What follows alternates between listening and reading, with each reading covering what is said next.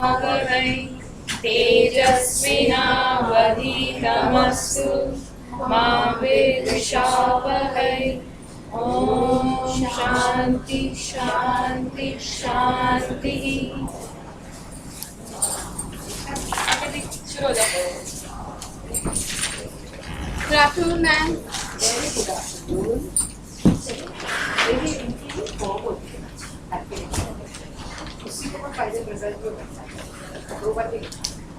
तो मैं पहले अपनी कागज ले आए जरा बच्चे। हम कागज वाले आंधी को फाइल होती है। एक ही फाइल रखी तो है। ये नहीं है मैम, ये नहीं है। नहीं बेटा, ये वो फाइल दोनों बड़ी अच्छी लग रही है। हाँ, अच्छी लगी तो मैंने कहा कि प्रेजेंटेशन हम आ गए एग्जाम में। दीदी इधर खड़े हो, इधर खड़े हो। सुनने आई इधर। हाँ चलो शुरू हो जाओ। कुछ अच्छे से पढ़ाएंगे मैंने तो। करें ना स्टार्ट। हाँ ठाकुर ये क्या है? एक पेपर दे दो, दो दे, एक कागज दो दे।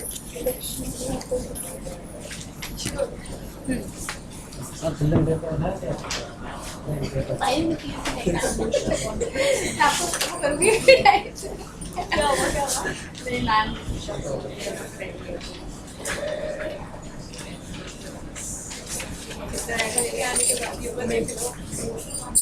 नहीं यार, स्टार्ट अप देखिए। अरे आप शुरू कर लेते।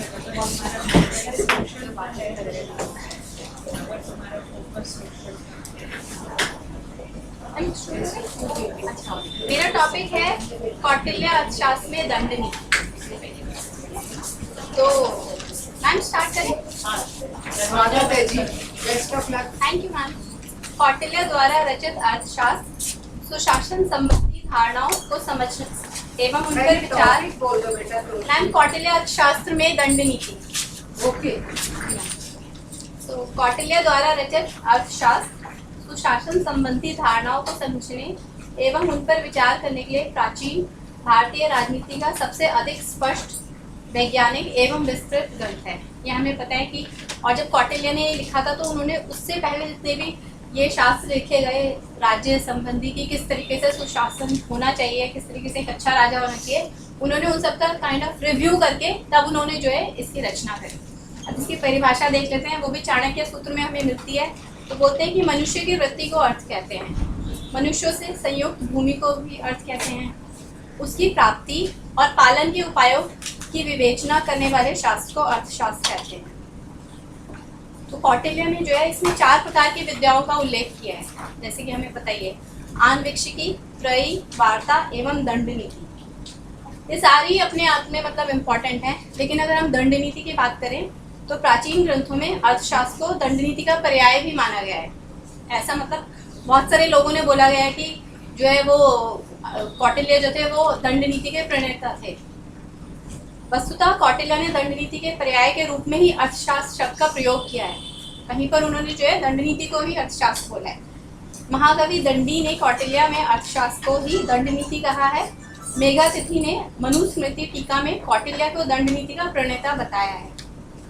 तो दंड नीति जो है वह सरकार और प्रशासन का विज्ञान है, जिसका आधार है नैतिकता और विधि का पालन, जो दंड धारण करने वाले और पाने वाले दोनों पर ही समान रूप से लागू होता है। कौटिल्य कहते हैं आन्वीक्षिकी त्रयी वार्तानाम योग क्षेमे साधनो दंडाः तस्य नीति दंड नीति। अर्थात आन्वीक्षिकी, त्रयी और वार्ता, इन सभी विद्याओं की सुख समृद्धि दंड पर निर्भर करती है। दंड को प्रतिपादित करने वाली नीति ही दंड नीति कहलाती है। दंड नीति ही अप्राप्त वस्तुओं को प्राप्त कराती है, प्राप्त वस्तुओं की रक्षा करती है और रक्षित वस्तुओं की वृद्धि करती है। उसी पर संसार की लोक यात्रा निर्भर है। ये भी कौटिल्य ही कहते हैं, ये मैंने वहीं से कोट किया है। कौटिल्य के अनुसार सुशासन का तात्पर्य न केवल सरकार एवं राजनीति पर नियंत्रण है, बल्कि कुछ हद तक समाज पर भी नियंत्रण है। इसीलिए मैंने ये टॉपिक लिया है, क्योंकि बिना दंड नीति के कुछ भी संभव नहीं है। समाज एवं सरकार व राजनीति पर नियंत्रण हेतु दंड देने का प्रावधान होता है, परंतु यह प्रावधान न्याय संगत होना चाहिए। इसमें भी उनका जोर है कि कुछ भी अन्यायपूर्वक नहीं होना चाहिए, न्याय संगत ही दंड नीति होगी, तभी जो है लोग राजा की अवहेलना नहीं करेंगे। लोक कल्याण एवं लोक रक्षण के निमित्त न्यायपूर्वक दंड की व्यवस्था अनिवार्य मानी गई है। तो दंड का उद्देश्य है समाज अथवा राज्य के नियम की प्रतिष्ठा बनाए रखना और अपराधी को उसके दुष्कर्मों का उचित फल प्रदान करना है। अपराधी को उसके अपराध का उचित दंड न देना समाज की व्यवस्था के लिए घातक और नैतिक दृष्टि से अवांछनीय है। अपराध मुक्त समाज में प्रयासरत लोगों द्वारा अपराध पर नियंत्रण करने की बात समय समय पर की जाती है। जैसे कि हम आज भी देख लेंगे, इतना अपराध बढ़ चुका है समाज में, सब लोग बोलते हैं कि नियंत्रण होना चाहिए, लेकिन उस दृष्टि में कोई ध्यान नहीं देता है कि किस तरीके से हमें उसकी तरफ काम करना चाहिए। देश को अपराध मुक्त करने के लिए हमारी शासन व्यवस्था को सख्ती से कार्य करना होगा और आपराधिक प्रवृत्तियों वाले इंसानों को कठोर दंड देना होगा, जिससे उनमें भय उत्पन्न हो और यह सोच बने कि यदि हम अपराध करेंगे तो भविष्य में हमारे ऊपर शासन द्वारा सख्ती से बर्ताव किया जाएगा। अर्थशास्त्र में उद्धृत अपराधों और अपराधियों की सूची को देखकर पता चलता है कि न्याय की दिशा में कौटिल्य के विचार कितने परिष्कृत और ठोस हैं। बलात्कार, व्यभिचार जैसे सामाजिक तथा नैतिक पतन के कार्यों के लिए कौटिल्य ने कठोर दंड निर्धारित किए हैं। दंड व्यवस्था के अभाव में सर्वत्र ही अराजकता फैल जाती है। भली भांति सोच समझकर प्रयुक्त दंड मनुष्यों को धर्म, अर्थ और काम में प्रवृत्त करता है। परंतु कौटिल्य यह भी कहते हैं, कठोर दंड देने वाला राजा से सभी प्राणी उद्विग्न हो उठते हैं, किंतु दंड में ढिलाई करने से भी लोग राजा की अवहेलना करने लगता है। इसलिए राजा को समुचित दंड देने वाला होना चाहिए। कौटिल्य ने ये कहा है, यदि सोच समझकर दंड का प्रयोग करा जाए तो वह समृद्धि और प्रसन्नता लाता है। दंड ही सबका रक्षक है। वस्तुतः एक शक्तिशाली और उचित दंड ही शासक है। दंड अनुशासन करता है, वही प्रशासक है तथा एक सभ्य और अपराध मुक्त समाज का निर्माण करने में सहायक है। वह राष्ट्र को जागृत रखता है, इसलिए विद्वान उसी को धर्म कहते हैं। तो कौटिल्य ने कहा है, चतुर्वर्ण आश्रमो लोको राजा दंडेन पालितः स्वधर्म कर्मा वृतो वर्तते स्वयशु वेशमसु। अर्थात राजा की दंड व्यवस्था से रक्षित चारों वर्ण आश्रम सारा लोग अपने अपने धर्म कर्मों में प्रवृत्त होकर निरंतर अपनी अपनी मर्यादा पर बने रहते हैं।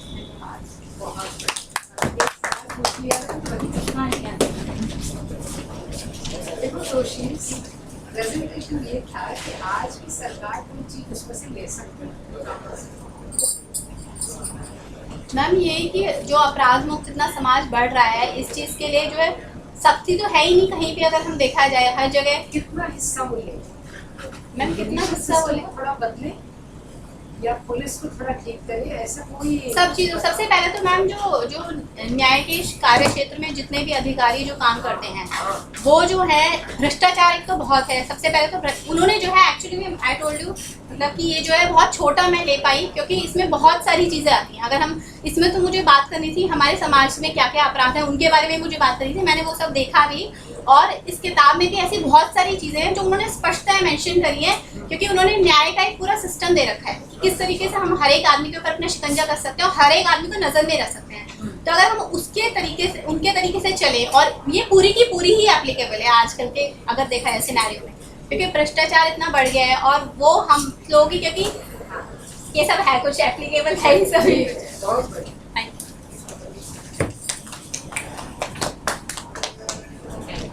नाम लिखिए बच्चे।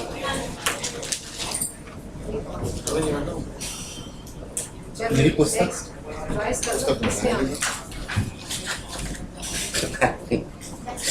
दूं क्या पहले तो नहीं। Good evening ma'am. Economic thoughts of Kautilya in the Kautilya. In the history of Hindu empires, taxes have played a very prominent role in the running and welfare of the states. Below is a brief commentary about the economic thoughts on taxes as presented by Kautilya in his book Arthashastra.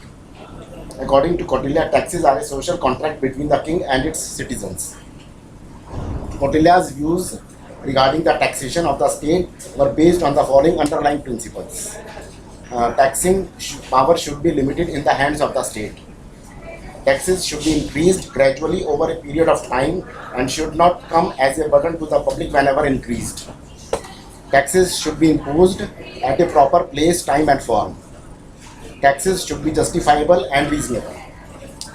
समानता के लिए सरकार को अपनी प्रजा से एक मधुमक्खी की भांति एक कर इकट्ठा करना चाहिए, जिससे कि उपयुक्त मात्रा में ही कर इकट्ठा हो और दोनों राजा और प्रजा जीवित रह सकें, अर्थात किसी पर भी बोझ न आए। The scheme of taxation referred by Kautilya spoke of equal sacrifice in the hands of the taxpayer and the state. He believed that taxes received by the state should give direct benefit to the taxpayer.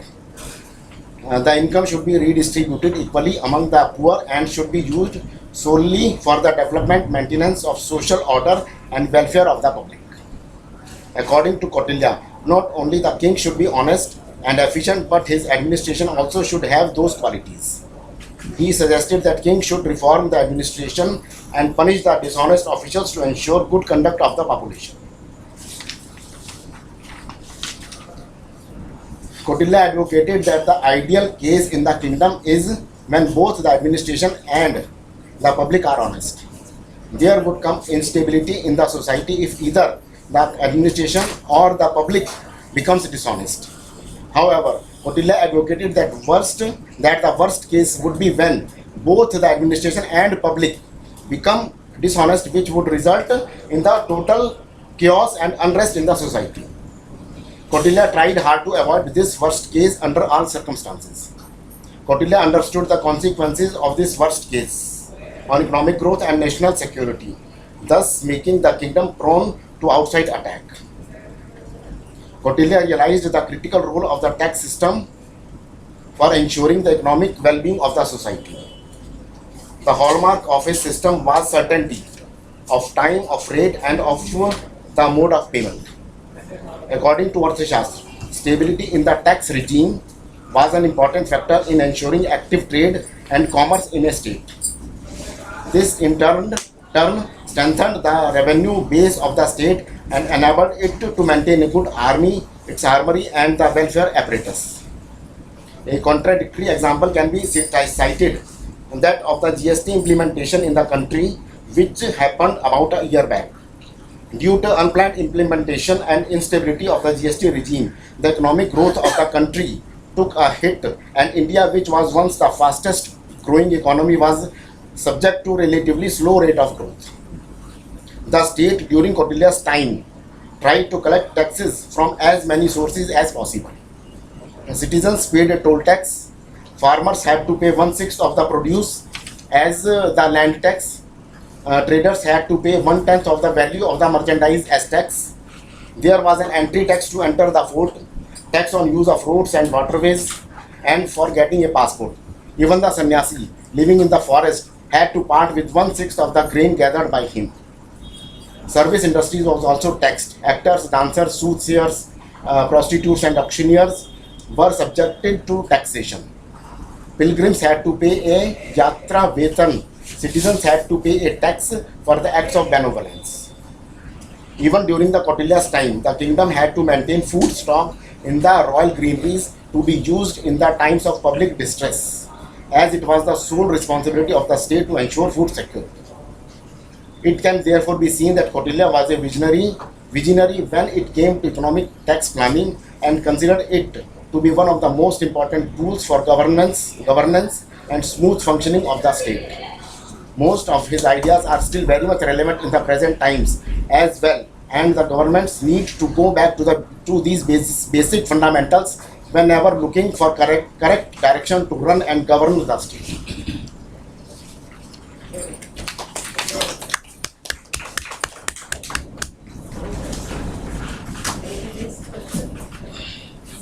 Anybody can ask the question. If any question you want to ask, you can ask. So one of the things, and this is for everyone, it's not just for Because you. just take a GST at all.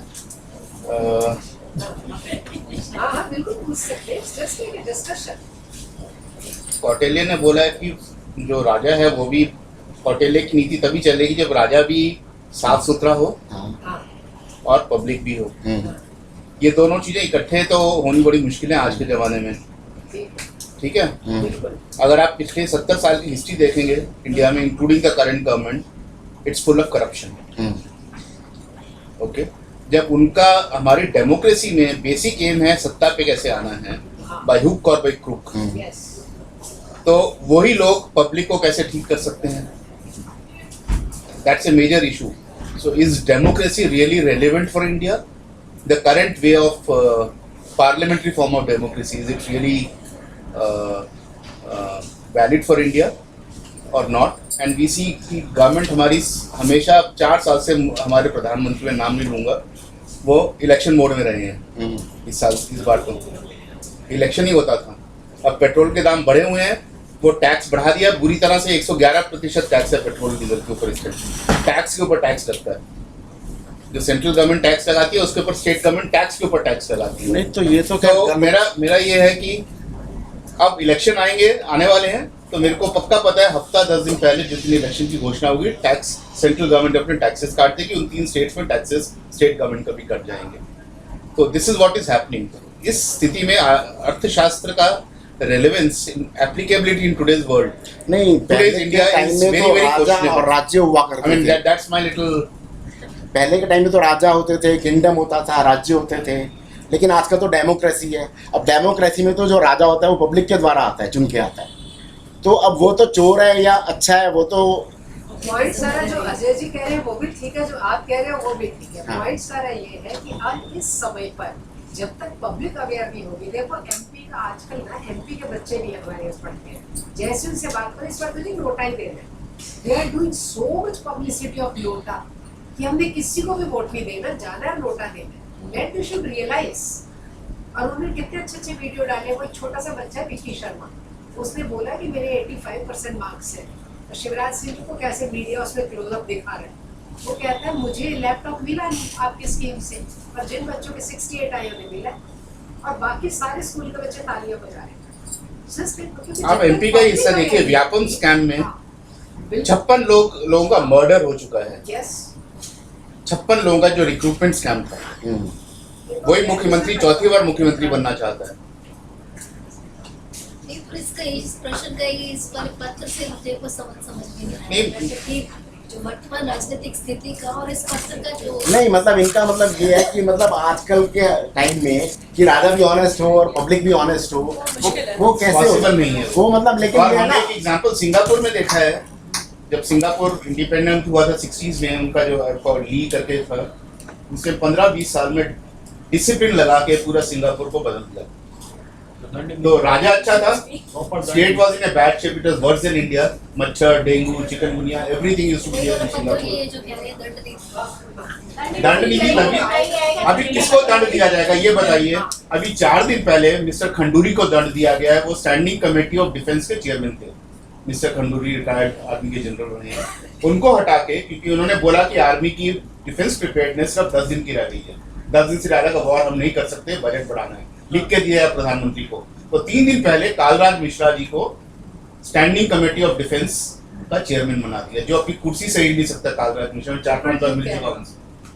अब क्या defence होगा Bharat UP में का? रहते हैं कलराज मिश्रा। नहीं, लेकिन जो बात उन्होंने कही कौटिल्य का तो यही है, दंडन शास्त्र प्रजा सर्वा भी कहते हैं। वही बात की दंड नीति हमारी एक्चुअली हमारे सारे और दंड नीति तभी होगी जब लीडर अपना Absolutely. स्वार्थ मेरा वही पॉइंट। पर मुझे लगता है कि इतनी सबने सोचा था केजरीवाल कैन बी अल्टरनेटिव, लेकिन वो सभी से वेरी गुड। Thank you. आ जाओ। Nobody has the answer, but everybody should raise a question. That's the purpose.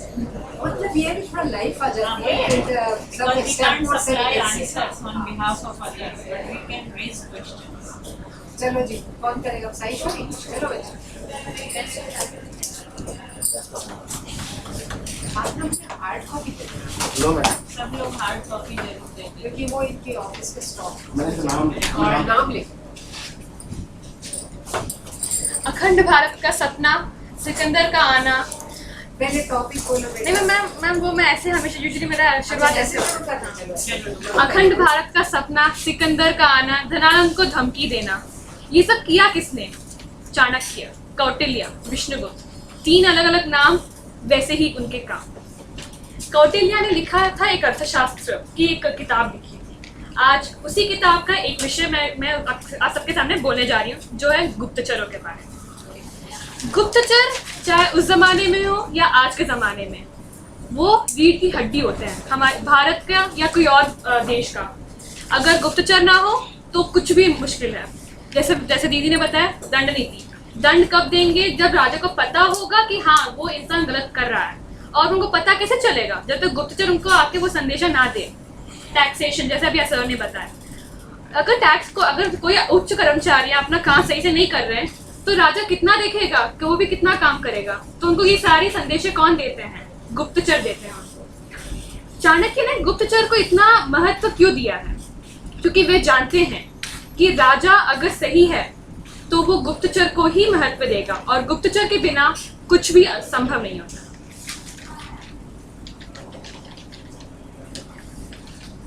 आचार्य चाणक्य, जिन्होंने एक सम्राट चंद्रगुप्त को बनाया था, उनको चंद्रगुप्त में तो दिखा क्या?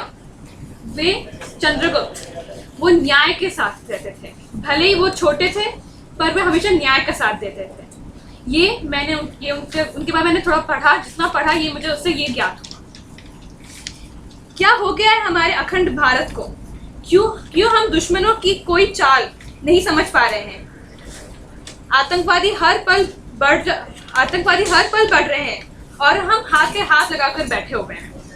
आज उस अखंड भारत का हर गहना बिखर चुका है और हमारा हिंदुस्तान टूट चुका है। आज के इस दौर में हम किस चीज को सबसे ज्यादा जरूरत समझते हैं? ऐसी कौन सी चीज है जो आज के दौर में हमें सबसे ज्यादा चाहिए? कि हमें पैसे चाहिए? पैसे तो लोगों के पास करोड़ों में पड़े हुए हैं, पर फिर भी हमारे देश में इतनी ज्यादा तकलीफें क्यों हैं? पैसे की कोई कमी थोड़ी ना हमारे देश में, फिर भी गरीब हैं हम। क्यों? यदि हमें इस दौर को सही करना है और अपने भारत के भविष्य को सफल बनाना है तो हमें अपनाना है चाणक्य की वह नीति। वही चाणक्य जिसने चुनौती दी थी धनानंद को और हराया सिकंदर।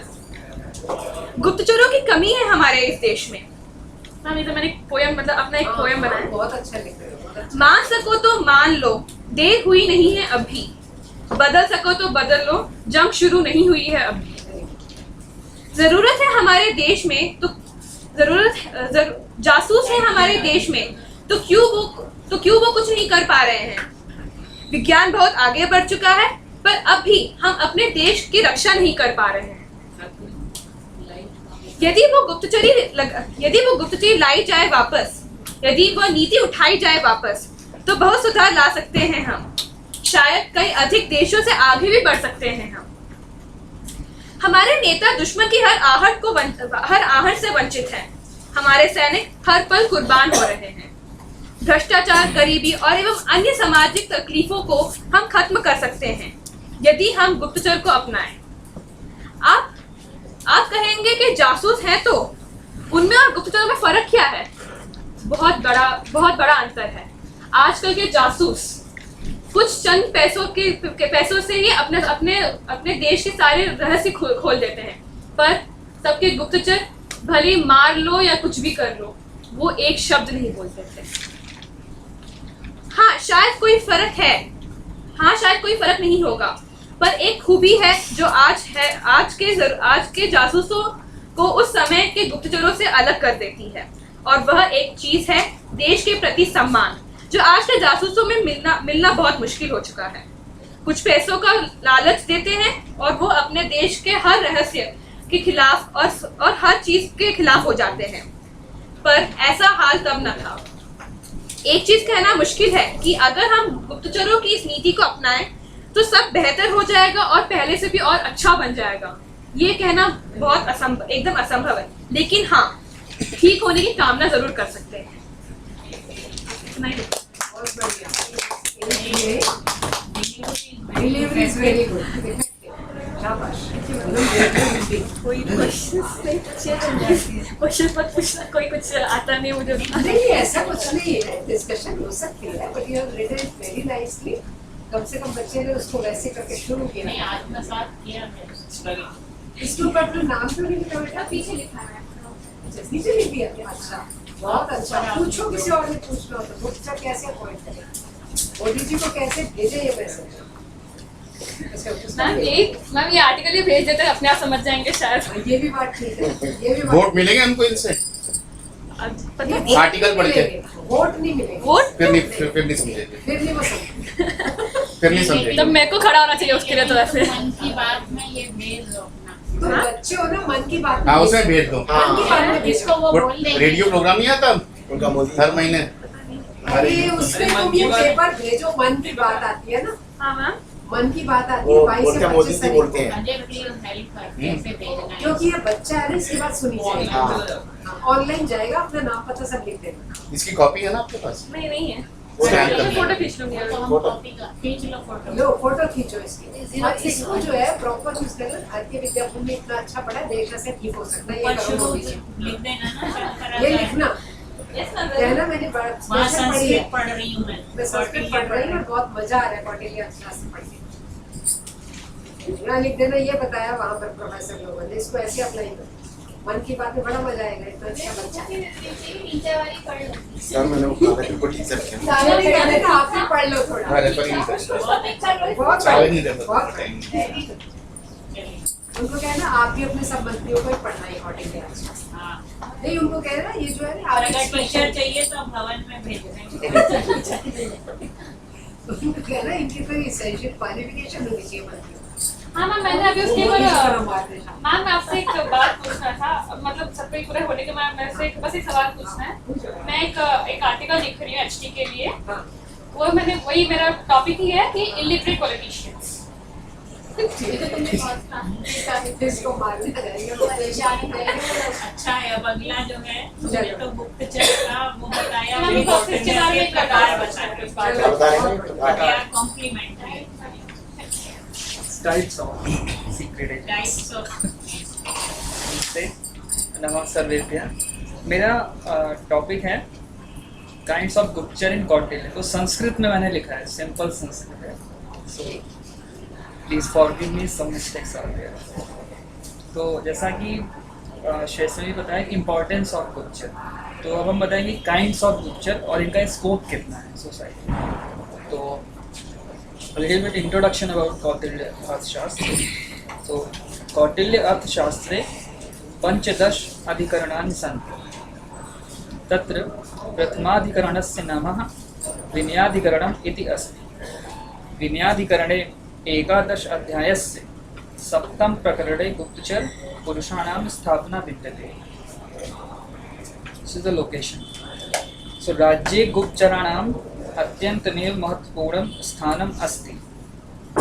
अतः कौटिल्यः कथयति यत् ऋतैः आत्मस्य नियुक्ते अमात्यस्य नियुक्ते अनन्तरं गुप्तचराणां नियुक्ति कर्तव्यम्। कौटिल्यः निम्नलिखितरूपेण गुप्तचराणां वर्णनं कृतवान्। कापाटिक, उदास्थित, गृहपतिक, वैदेहक, तापस, सत्री, तीक्ष्ण रसद, परिव्राजिका आदि भेदेन। So different types of गुप्तचर। कापाटिकः स भवति यः अन्य जनानां रहस्यं जानाति एवं छात्र वेशभूषायां तिष्ठति। तो छात्र रूप में रहता है, तो इस कापाटिक। उदास्थितः स भवति यः प्रज्ञावान सन्यासी वेशभूषायां अवतिष्ठति, सः शिष्यैः सह जीवन यापनं करोति। गृहपातिक, गृहपातिक गुप्तचरः स एव अस्ति यत् कृषक वेशभूषायां निवसति, कृषिकार्ये च संलग्नः भवति।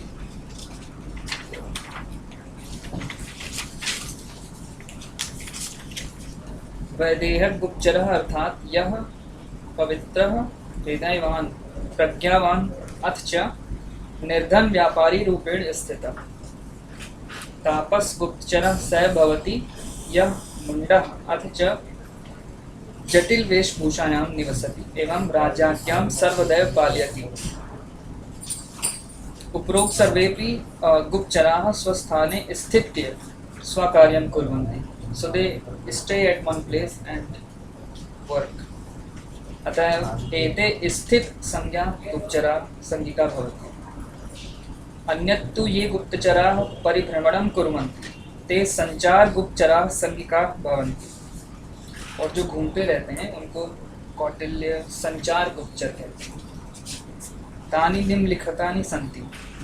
प्रथमा सत्री नामकः गुप्तचरः भवति ये यः अनेकेषु शास्त्रेषु निष्णातः भवति। So is expert in many disciplines like सामुद्रिक लक्षण शास्त्रे, शिक्षा शास्त्रे, व्याकरण शास्त्रे, इंद्रजाल शास्त्रे, शकुन शास्त्रे, पक्षी शास्त्रे, काम शास्त्रे इत्यादि।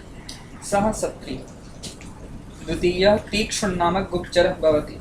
यह शूरवीरः पुरुषः देहात्मोह परित्यक्तः भवति। जैसा श्रेश्वरी ने बताया कि वो अपनी इंफॉर्मेशन देश की रिवील नहीं करेगा, इसके लिए वो मर भी सकता है, तो ऐसा होता है, वो तीक्ष्ण होता है, डिस्करेजियस एक्सट्रीमली। सः स्वकार्य संपादनाय हिंसक प्राणिभिः सह युद्धं करोति।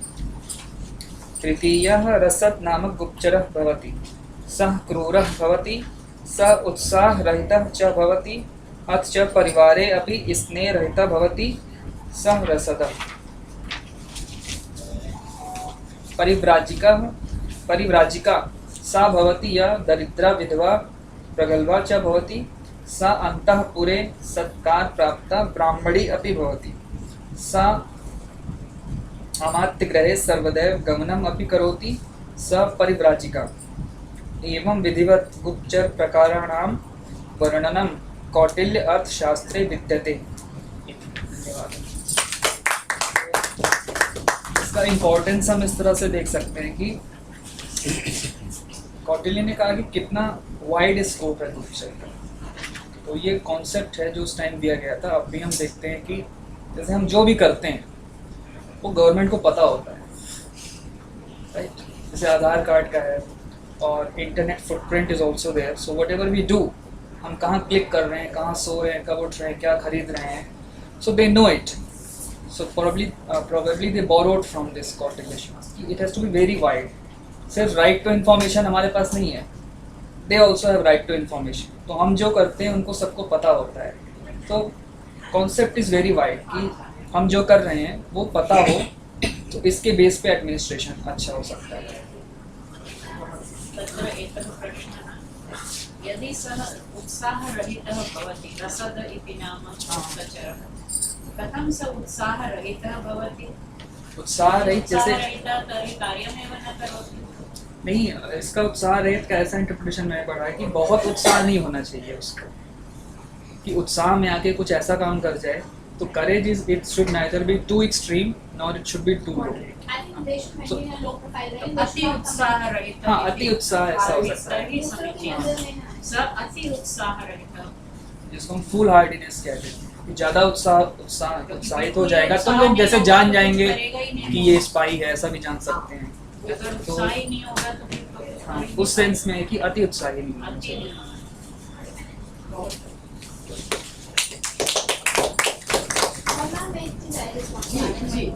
It's not about कि इससे देश ठीक होगा या इससे क्या ठीक होगा। अगर हम पर्सनल लेवल पे भी देखें, somebody अगर हमें लगता है कि हमें कोई ऑब्जर्व कर रहे हैं, तो we maintain, we act in a particular way। और अगर हमें लगता है घर में कोई नहीं है, कुछ भी नहीं है, हमें nobody is observing us, हमें भगवान का कोई डर नहीं है, तो हम कुछ भी करते हैं। तो गुप्तचर जो है, अगर गुप्तचर को इससे रिलेट करें तो गुप्तचर एक तरीके से एक नजरें हैं, एक आंखें हैं जो हर एक प्रत्येक व्यक्ति के गाँव बसाए जाते थे, वहाँ पर निकलते हुए पता होता था उसका पोता जा रहा है। Nobody bother for the father. तो ये सब rape and this and that, mobile कुछ नहीं होता। हाँ, सब जानते ये हैं। पता नहीं चाणक्य सूत्र है कि क्या है, एक वाक्य है, अब चार तो पता नहीं चक्षुषा ही समझ राजा में न, कि राजाओं की आंखें कौन होते हैं? गुप्तचर राजा की आंखें होती हैं। तो इतने टाइप के गुप्तचर हैं वो हर जगह पहले होते थे पहले के किंगडम में। और अब भी ऐसा कॉन्सेप्ट है कि हमारी भी एक्टिविटी गवर्नमेंट को पता है। आज प्राइवेट डिटेक्टिव ज्यादा पर हाँ, जैसे यूनिवर्सिटी में बहुत इंपॉर्टेंट है, it is very detail oriented. कम लोग I'll not tell you. शायद ज्यादा चीजें मेंटेन कर पाते हैं, सारी बात तो वही है। क्योंकि एप्लीकेबल इतना डिटेल ओरिएंटेड होना उस टाइम पे, और मुझे लगता है इतनी ज्यादा कॉम्पिटिशन इस लेवल पे हो चुकी है, तो हर चीज को पक्ष को कैसे अगर इनका वोट का वो चला जाता है बीच में से, तो सब ठीक हो सकता है। अब वोट कह रहा है, अगर हम कितने दिन से मुश्किल से कर जाते हैं, विजय गोयल आता है और वहाँ पर सीलिंग खोलनी शुरू कर देते हैं और हाँ बिल्कुल हालत और खराब। मनीष तिवारी आके ताला तोड़ देता है। मनोहर तिवारी तिवारी को और आके रोना शुरू कर देता है, इतना मेस क्रिएटेड होता है कार निकाल। मैम ये क्वेश्चन मेरा इसमें था जैसे इनका इतना पिक्चर का है कि हर एक चीज इतना फैला दिया है कि सारी चीजें पता होनी चाहिए, पर इसमें पर्सनल राइट्स कहाँ से आते हैं, कितने इन्फॉर्मेशन हमारी जानी चाहिए। जो अभी किसी ने लिखा जैसे था अब ये जो है ना सारी इन्फॉर्मेशन चली जाती हाँ तो वही वो गलत है, तो पर्सनल है, तो गलत है कि सही गलत है। है, वो गलत है। गाँवों में एक चीज कही होती है, घर वही चलता है पर्दे में। राइट, तो घर में भी हम क्या कर रहे हैं ना वो भी सबको पता चलता हाँ, है, that ये is तो wrong। ज्यादा ही हो गया। वो इसमें नहीं पड़ता, ये बुक चलिए हैक हो गया। वो यहाँ तक नहीं पड़ता, वो जब जहाँ तक आपका कार्य क्षेत्र है वहीं तक मुक्त चली करता है। उसके बाद आप अपने घर में बैठते हो, आपके पास कितना पैसा है, कितना समय है, ये आपका अपना वो है। उनको तो अब तो मोदी जी को सब चीजें ना अपनी अपलोड करके आपके पास कितना सोना है, कितना पैसा है, कितना टैक्स दिया, so nothing is private। Data analysis का भी इसमें अच्छा होता है कि हमारी इन्फॉर्मेशन लेके हमारी टेंडेंसी जानते हैं और फिर उस हिसाब से इलेक्शन। मेरा ख्याल है यहाँ पे जो गुप्तचर या कौटिल्य ने लिखा है वो कानून व्यवस्था और देश की सुरक्षा के लिए गुप्तचर का मेजर यूसेज होता है। बिल्कुल। कानून व्यवस्था बना रहे, समाज भ्रष्ट ना हो और देश की सुरक्षा जैसे सही है। रिसेंटली हुआ अब कि ये वो बना रहे पॉलिटिक्स हैं में कि हो कोई गया, टैक्स तो नहीं वोट छुपा पाने के लिए हो गया। और अब मोदी जी को कर रहे हैं कहीं ऐसा तो नहीं कोई बिजनेस में टैक्स छुपाना, कोई चीज आ रही है तो वो उन्हें सब पता है। टेम्परेचर बढ़ा दीजिए। बाहर की बोलता चलो नेक्स्ट ठंड लग रही है यहाँ नहीं है, उधर लगती है। यहाँ पर आ जाओ। इधर नहीं लगती, इधर लगती है, इधर आ जाओ। चलो इसको फ्रंट रेस्टोरेंट है। चलो जी कौन आ रहा है सर?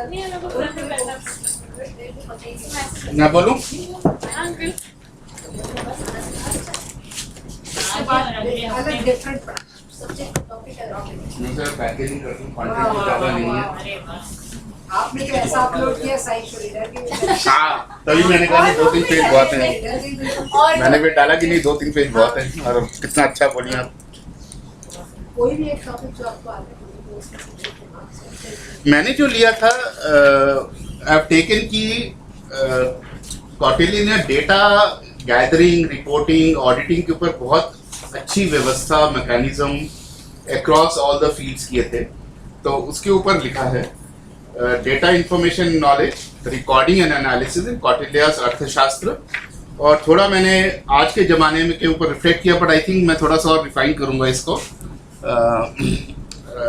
तो कौटिल्य ने बहुत डिटेल्ड और मेटिकुलस वे में प्रिस्क्राइब किया हुआ है कि डेटा किस किस चीज़ का लेना चाहिए, कैसे रिकॉर्ड करना चाहिए, कौन रिकॉर्ड करेगा, उसकी रिपोर्टिंग कैसे होगी और उसका ऑडिट कौन करेगा, और उस डेटा के बेसिस में डिसीजंस भी लिए जाते थे।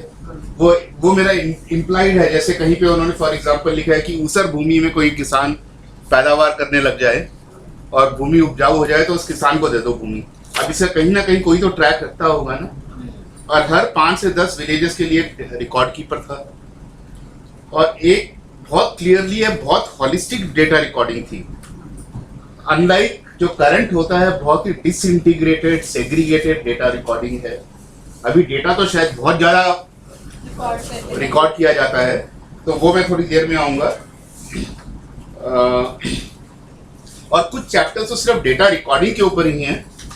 2.6, 2.7, 2.8 पूरा डेटा रिकॉर्डिंग, ऑडिट, फ्रॉड से कैसे फ्रॉड को कैसे प्रिवेंट किया जाए उसके ऊपर हैं।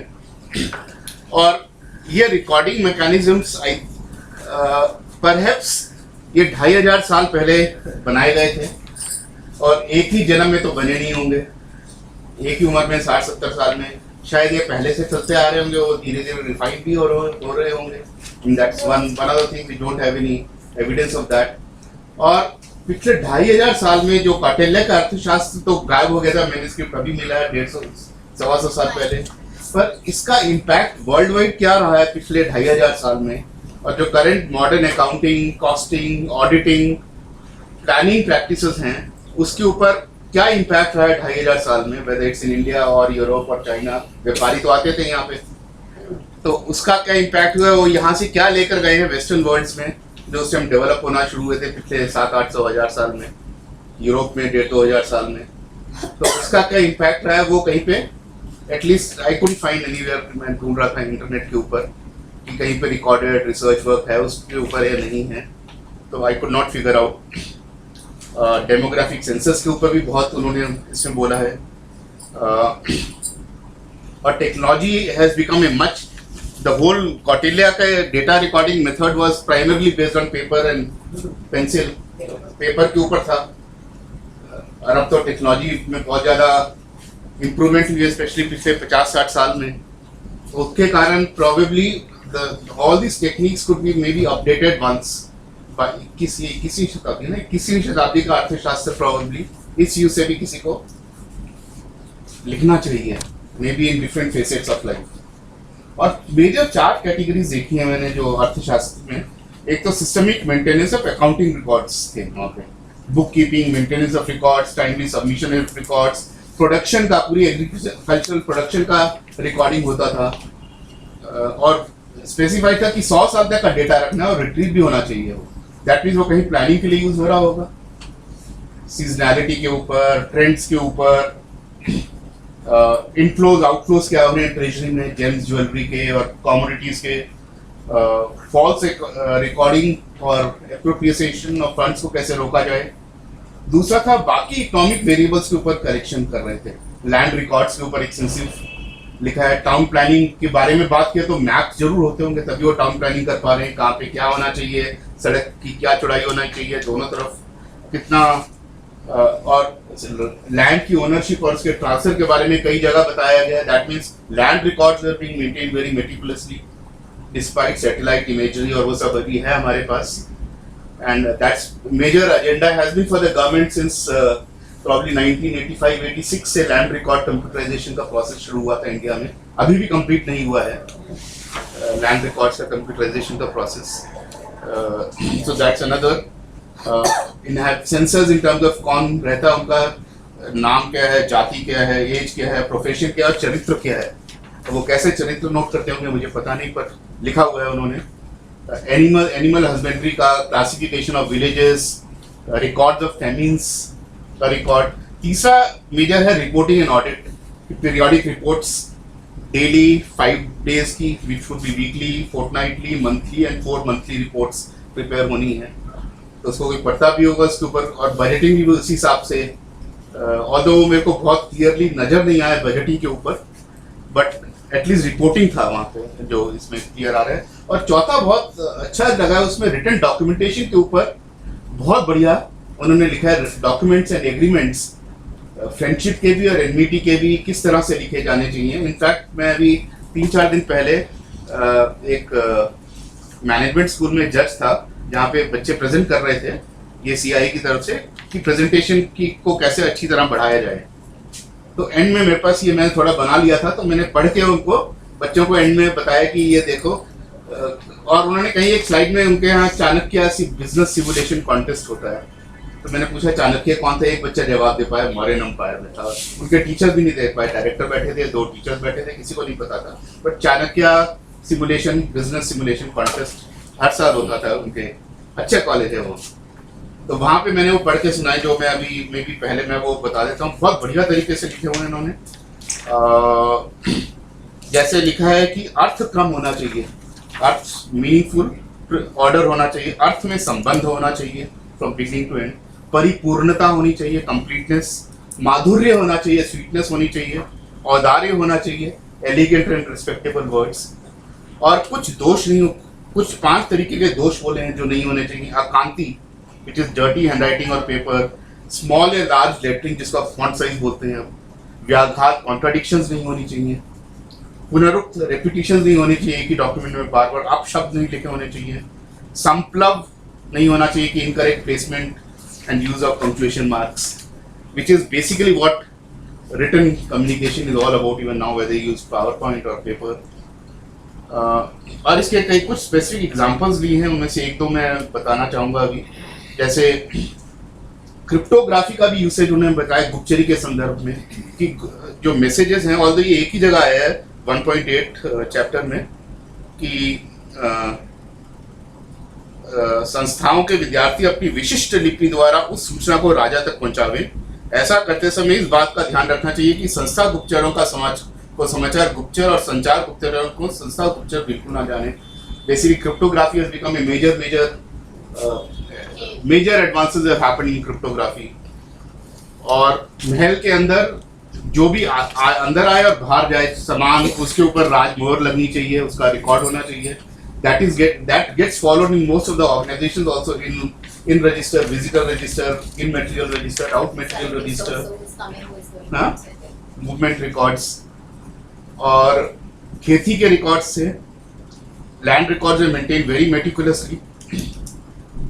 एंड अब सैटेलाइट इमेजरी के द्वारा तो लैंड रिकॉर्ड्स को रखना बहुत इजी हो गया है। And I think lot of progress has happened on that aspect in India as well. पिछले 15-20 साल में स्टार्टिंग 86-87 में शायद पहला गवर्नमेंट ऑफ इंडिया का प्रोजेक्ट शुरू हुआ था land records computerisation, Madhya Pradesh से शुरू हुआ था पैदा हुआ। इसमें एक प्रोजेक्ट किसी और चीज का कर रहा था, तो वहाँ पे ये मेजर चीज थी गवर्नमेंट का इनिशिएटिव लैंड रिकॉर्ड कंप्यूटराइजेशन। और अब उसके रिकॉर्ड्स, जिससे कि बहुत सारे कोर्ट केसेस बच जाएंगे अगर वो ठीक से ओनरशिप राइट्स का रहेगा। और प्रोबेबली अगले 8-10 साल में एक नई टेक्नोलॉजी यूज होगी, blockchain technology would starting to get used for such things. We'll probably have some session sometime on blockchain technology, जो नई टेक्नोलॉजी आ रही है। आपने बिटकॉइन सुना होगा, उसका बेसिस ब्लॉकचेन टेक्नोलॉजी है। ऐसे ही ऊसर भूमि को कैसे पशुओं के लिए लायक करना है, इसका मतलब कहीं पे डेटा रिकॉर्डिंग बहुत अच्छी होती है, उसके बारे में। Treasurer should know her district और टाउन और विलेज से कितनी इनकम आ रही है, कितना एक्सपेंस हो रहा है, कितनी बचत हो रही है, in major detail. Collector should maintain records, और interestingly the word collector is still carried on 2500 साल से। अभी भी कई जगह डिप्टी कलेक्टर बोलते हैं, डिस्ट्रिक्ट कलेक्टर, कई जगह डिप्टी कमिश्नर बोलने लगे हैं, पर उनका अब जॉब कलेक्शन नहीं है, टाइटल रह गया है, but their job is they are no longer collectors of revenue from the district, but their title is carried on। अब इसमें उन्होंने लिखा है 100 साल तक डेटा रहना चाहिए। तो अब एक मेजर मुद्दा ये है, आज जो डेटा कंप्यूटर्स में रखा जा रहा है पूरा, चाहे इनकम टैक्स का है, गवर्नमेंट का इनकम एक्सपेंडिचर, डिटेल ट्रांजैक्शन से लेके फाइनल रिपोर्टिंग तक, वो 30 साल के बाद टेक्नोलॉजी होगी उसको पढ़ने के लिए। आज तो MS मान लीजिए, SAP, Oracle, ये सब सिस्टम्स में, डेटाबेसेस में रखा जाता है। अब 30 साल बाद कुछ और होगा। ब्लॉकचेन टेक्नोलॉजी की बात कर रहे हैं, जैसे वो पहले आती थी ना वो फ्लॉपी, वो तो स्टोरेज मीडिया था, पर मैं रीडिंग मटेरियल, हाँ, let's take that floppy.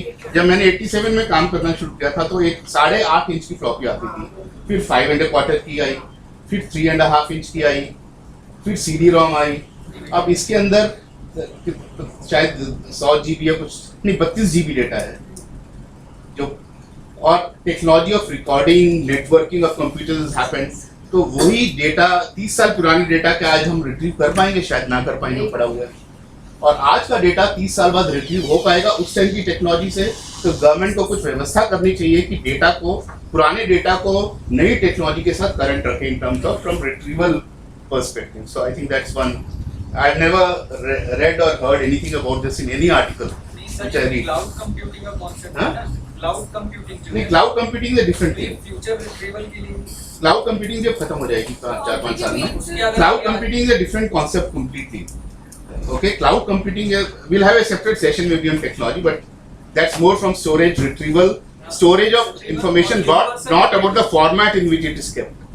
The codification which is done at the bits and bytes. की बात ये कि वो 100 साल तक कैसे रखते हाँ, कैसे पेपर को संभाल के रखते थे, 100 साल कीड़ों से, मॉइस्चर से, बारिश ये से। कहते हैं एक ग्रुप ऐसा है जो लाला लोग होते हैं, वो तो बनी को इतना सुंदर सुंदर लिखते हैं, और उनकी उसकी पूजा होती है दिवाली में। नहीं, वो तो हरिद्वार वो तो हमारी जिस कंपनी में काम करता था, हर दिवाली पे पूजा होती है थी। क्या?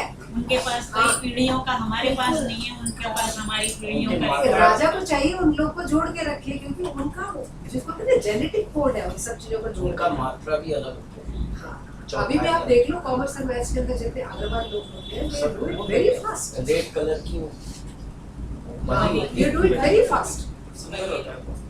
उनका वो जेनेटिक कोड है। अब रखना वो बंद हो गया है, क्योंकि taxation authorities need data in specific format. आप सही कह रहे हैं, लाल वाली बही अब दिखती नहीं है कहीं पे। मेरा ख्याल से मैडम इनकम टैक्स डिपार्टमेंट 4-5 साल से गायब हो गई है।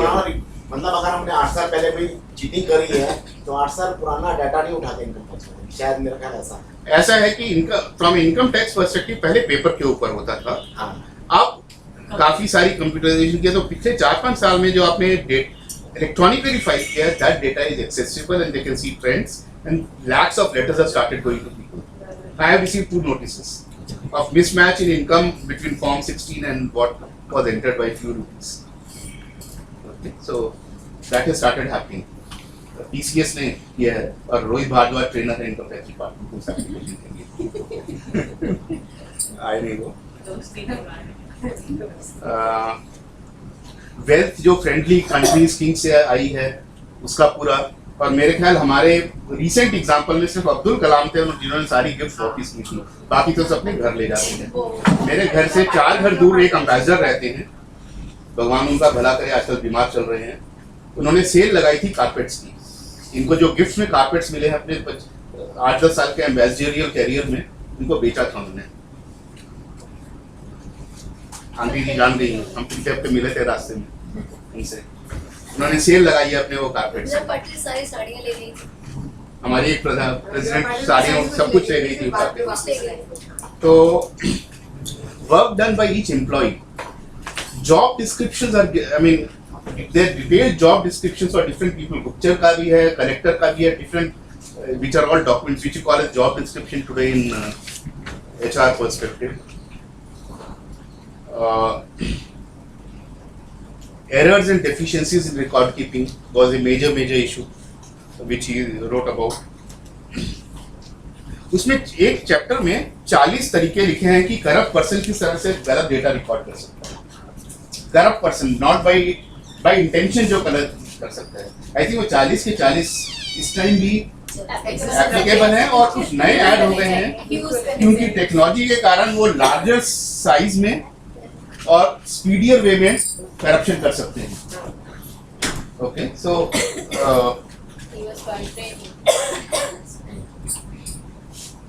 और everything should be in written.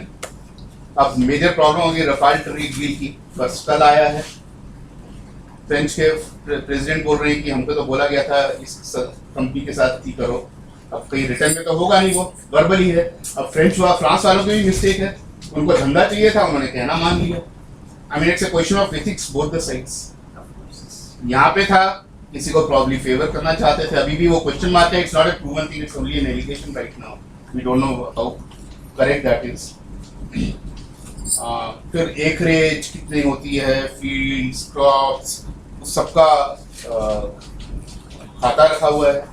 अब करंट डेज में अगर हम देखें, that's one question things which I will add, कि हमारे यहाँ डेटा बहुत इकट्ठा होता है पर इंटीग्रेटेड वे में कहीं भी नहीं मिलता डेटा। अगर आप डिस्ट्रिक्ट लेवल पे डिस्ट्रिक्ट कमिश्नर देखना चाहे मेरे डिस्ट्रिक्ट की क्या हालत है, उसको एक इंटीग्रेटेड डेटा नहीं मिलेगा। ढेरों सारे डिपार्टमेंट का अलग अलग डेटा होगा, उसको होलिस्टिक व्यू कभी नहीं मिलेगा। एक गांव में जाता है, उस गांव का डेटा चाहिए, वो नहीं मिलेगा उसको एक जगह पे, despite the advent of information technology. वो शायद जानकर भी किया जाता है। ओके, और जब एक deputy commissioner, which is basic unit of governance in India, basic unit of BDO होता है, बीडीओ, एसडीओ और फिर डिप्टी कमिश्नर। डिप्टी कमिश्नर की एक डिस्ट्रिक्ट में उम्र 2 दिन से लेके 2 साल होती है, सिर्फ 6 महीने लगते हैं। एक डिस्ट्रिक्ट में करीब 1.5 करोड़ लोग होते हैं, 1.5 करोड़ नहीं तो गलत बोल रहा हूँ, प्रॉब्ली 10 लाख से लेके 40-50 लाख तक लोग होते हैं।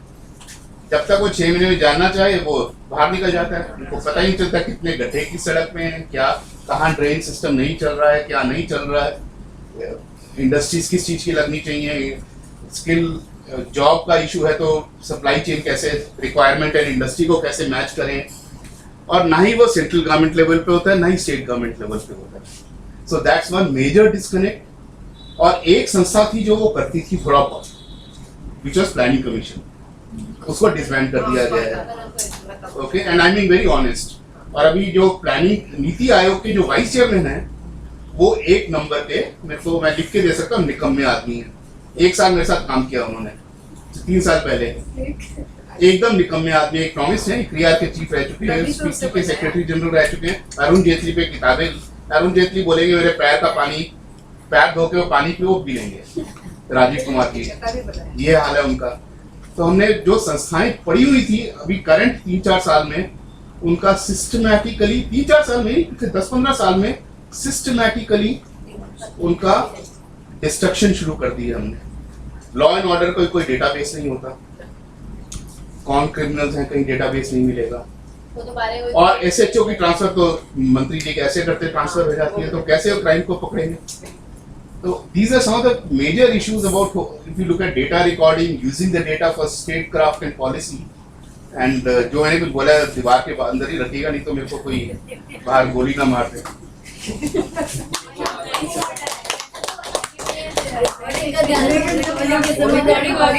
होने दो यार। 10 दिन पहले एक ने मेरे को बंदूक दिखाई थी हमारे सेक्टर के बाद, जो दूसरा यूटर्न है, मैं यूटर्न ले रहा था, सामने से गलत गाड़ी आ रही थी, गलत डायरेक्शन से यूटर्न ले रहा था, मैं रोक लिया, उसको भी ब्लॉक किया। 2 औरतें भी थी, स्कॉर्पियो की शायद मदर और सिस्टर थी। बाहर आया, गन रख, मेरे पिस्टल रखी है, पिछले फ्राइडे की बात है, 10 दिन पहले गन रखी यहाँ पे, ओके, हमारे गेट से करीब 100 मीटर 250 मीटर दूर। तो मैंने सिर्फ ये बोला गोली मारेगा क्या, पर उसके दिमाग में पता नहीं क्या हुआ, वो बंदूक यहाँ पे डाली और पिस्टल और चला गया। So this is what is happening. This is at 3:45 in the afternoon.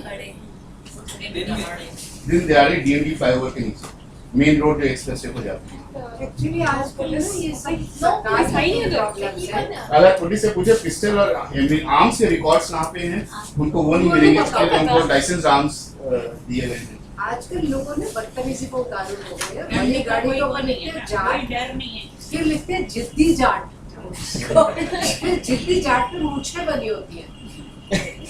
आप जरा चल के देखो, ऐसे गाड़ी चला रहे हैं तो बहुत लंबा, और कार के ऊपर एक लॉयर का स्टिकर भी होता है। हाँ, मतलब आप अंदर जाट ला रहे हैं, वो लॉयर है या नहीं, I am not talking about lawyer, but lawyer है नहीं, लॉयर का स्टिकर जो होगा एडवोकेट वाला वो जो, तो आप ही अपनी गाड़ी परे करके चलो। अगर ऊपर HR लिखा हो तो और मामला, HR ऊपर लिखा हो जिद्दी जाट। मैडम इतना कंसेशन मिला हुआ है, इतना ज्यादा। That is main आप problem. विलेजेस में नोएडा में जाके देखिए, पूरा मकान टूटा है, पहले के लोग बैठे हुए हैं, वो गठिया जिसे कहते बैठे हैं, लेकिन उनके लड़के उनके घर में 3-4 बड़े-बड़े गाड़ियाँ खड़े हैं, और उनके लड़के जो है उस पे माने जोरों से एकदम साउंड करके सड़क पे चलते हैं, उन्हें परवाह नहीं करते। ढोलक को तो इसीलिए गाड़ी में बढ़ने बढ़ने जाते हैं। मेहनत पैसा मिल गया।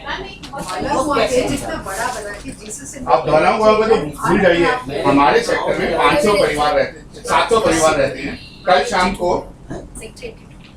शाम को 6-7 लड़के मोटरसाइकिल पे हमारे यहाँ सर्वेंट क्वार्टर है 40, वहाँ पे एक कमरा है, उसमें 8-8 लोग रहते हैं, ऑयल इंडिया के हैं सर्वेंट क्वार्टर्स। वो मोटरसाइकिल व्हीलिंग कर रहे थे सेक्टर के अंदर, जहाँ 3 साल के बच्चे से लेकर 90 साल का आदमी पैदल चलता है सेक्टर के अंदर, रेजिडेंशियल सेक्टर के अंदर। एक्चुअली इसमें इस गवर्नमेंट ने कबाड़ किया। आप देखो अब ये क्या कर रहे हैं, पूर्वांचल महाकुंभ कर लिया, रास्ते बंद, फिर वाल्मीकि महाकुंभ है, कल मुहर्रम का प्रोसेशन था, मैं 1 घंटा फंसा था। अब ये जो बांट के जो एक ही बार महाकुंभ क्यों नहीं कर लेते, कुंभ के अंदर तो डिवीजन नहीं है कि पूर्वांचली कहाँ को आए और जो है वाल्मीकि लोग कहाँ को आए। लिखा है कल अमित शाह जी पूर्वांचल का महाकुंभ करेंगे, रामलीला मैदान, रास्ते डाइवर्टिंग है, फिर वाल्मीकि का महाकुंभ होगा, हो जाए वहाँ पर किसी और जगह पर बिहार में होना है, फिर तीसरा महाकुंभ होना वही। तो मेरा ये कमिंग टू अर्थशास्त्र जो चाणक्य ने लिखा है, आज इसकी कोई रेलेवेंस नहीं है, आज के भारत में इसकी कोई रेलेवेंस नहीं है, महत्व नहीं है। That's what is my conclusion. इसका कोई भी महत्व नहीं है आज के भारत में। No, I think we can apply, but the improvement will be slow. I think. सबसे पहले इंटेंशन आनी चाहिए। Relevance तो है, relevance सबसे बड़ा यही है कि दंड स्ट्रॉन्ग, लेकिन वो किसी में विल पावर होनी चाहिए इम्प्लीमेंट करने की, वो that is what is lacking. और डिप्लोमेसी आप देख लीजिए, हमारी डिफेंस मिनिस्टर 3 दिन पहले टीवी में बोलती है हम भी पाकिस्तानी को गले काट के आते हैं, काटो गले, पर टीवी में बैठ के बोला उन्होंने, which is against Geneva Convention. I'm just looking from a pure diplomacy, not from political perspective. आप 29 सितंबर को सर्जिकल स्ट्राइक दिवस मनाया जाएगा। सारे illiterate पढ़ा नहीं, सॉरी मैं थोड़ा ज्यादा बोल गया। But that's what is happening in today's world. मेरा भी है। मैडम मेरा टॉपिक है वर्ता और दंड नीति। क्या बोले, क्या वर्ता और दंड नीति। वार्ता और दंड। इसके अंदर चाणक्य एक अच्छे राज्य के लिए सुदृढ़ रणनीति के ऊपर बहुत जोर देता है और वो बताता है कि हमारी जो दंड नीति है वो पक्षपात के उसमें नहीं होनी चाहिए, किसी भी का भी पक्षपात नहीं होना चाहिए।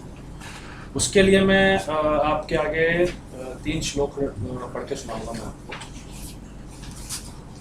कृषि पशुपाल्य वाणिज्या च वर्ता धान्य पशु हिरण्य कूप विशिष्ट प्रदाना भोक्का रीति तस्य स्वपक्षम परपक्षम च वशीकरोति कोशदंडाभ्याम। कृषि और पशुपालन और व्यापार यह वर्ता है, अर्थात वर्ता नामक विधान इन विषयों का प्रतिपादन किया जाता है। यह वर्ता विद्या धान्य पशु हिरण तांबा आदि अनेक प्रकार की धातु और नौकर चाकर आदि के देने से राजा प्रजा का अत्यंत उपकार करने वाला होता है। वर्ता विधेयक का द्वारा उत्पन्न हुए कोष और सेना से अपने और पराये सबको राजा अपने वश में कर लेता है। अन्विष्की त्रिय वर्तानाम योगक्षेम साधनो दंड तस्य नीति दंड नीति अलब्ध लाभार्था लाभर्थ परिरक्षणी रक्षित विवर्धनी वृद्धस्य तीर्थेषु प्रतिपादनी च। अन्विष्की त्रयी और वर्ता इन सबके योग और क्षेम का साधन दंड ही है। दंड की नीति अर्थात यथार्थ स्वरूप का प्रतिपादन करने वाली शास्त्र ही दंड नीति कहलाती है। यह दंड नीति ही वस्तुओं को प्राप्त करने वाली, अप्राप्त पदार्थों की रक्षा करने वाली और प्राप्त करने वाली, सुरक्षित पदार्थों में वृद्धि करने वाली और वृद्धि को प्राप्त हुए पदार्थों को उचित स्थान में लगाने वाली होती है।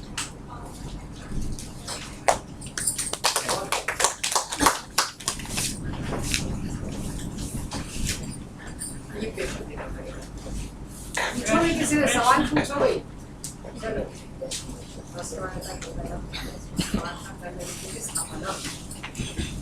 पूछिए। ये सब थक गए क्या?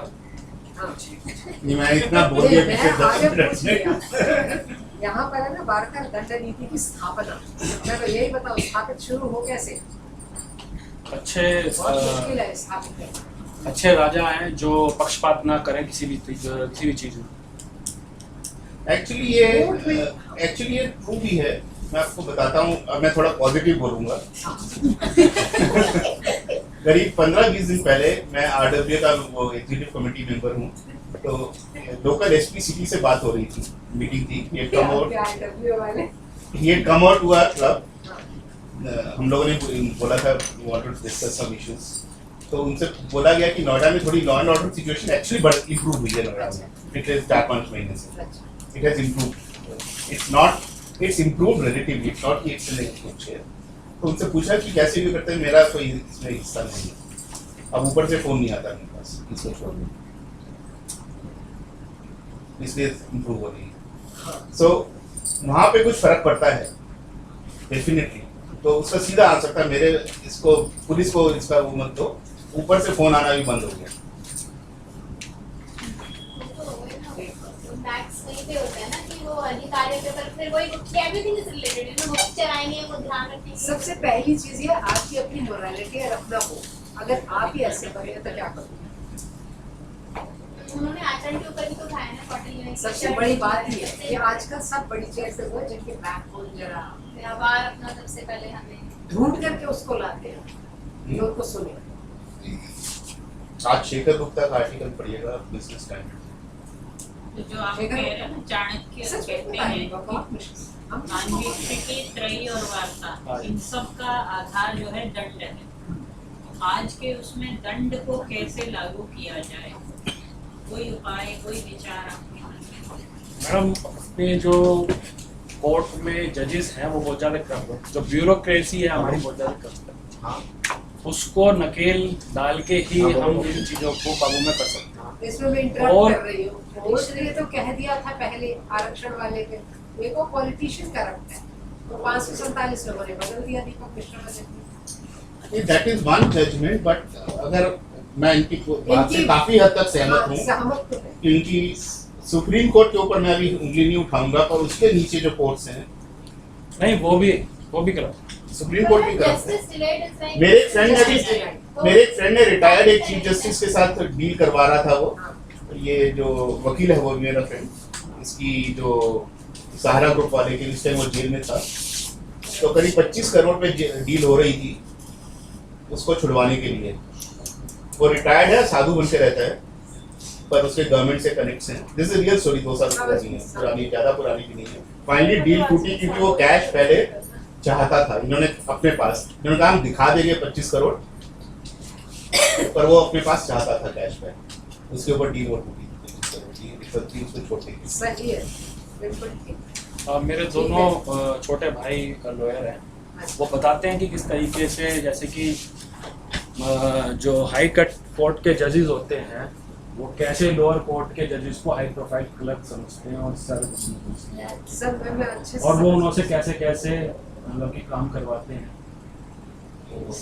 तो ये बहुत मैं समझता हूँ, मेरा पर्सनल बस इसकी समझ कि जो न्यायिक हमारी जो शासन है व्यवस्था वो ठीक होनी चाहिए। वो ठीक होनी चाहिए, तभी हम ये सब कर सकते हैं।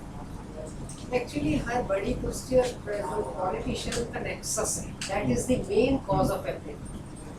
अगर वो टूट जाए तो ठीक हो सकता है, एजुकेशन भी हो सकती है, सब कुछ हो सकता है। हमारे यहाँ एक रिटायर्ड IAS ऑफिसर है, नाम नहीं लूंगा, वो 80 साल के हैं, 82 साल के। वो कहते कि सबसे पहले जब 1.5 साल मसूरी अकेडमी में रहना होता है, हमारी रीढ़ की हड्डी वहाँ तोड़ दी जाती है। हाँ, ये भी I mean, वहाँ कैसे हाँ? आप ट्रेनिंग के लिए जाते हो। ट्रेनिंग जब होती है ना, उसमें उनकी रीढ़ की हड्डी नहीं रखोगे तुम। तो इतना लचर कैसे बनाया जाता है? हाँ? इतना corrupt- नहीं, रीढ़ की हड्डी नहीं रखोगे, जो नेताजी बोलेंगे वही करोगे। अच्छा ये क्या है? सभी ने सक्सेसफुल खाना तो तभी हो गए ना ब्यूरो जो नहीं टूटते वो ऐसी जगह पे पोस्टेड हो जाते हैं जहाँ पे कोई तो आए नहीं ना, जेल पे थी। आप तो आए नहीं ना।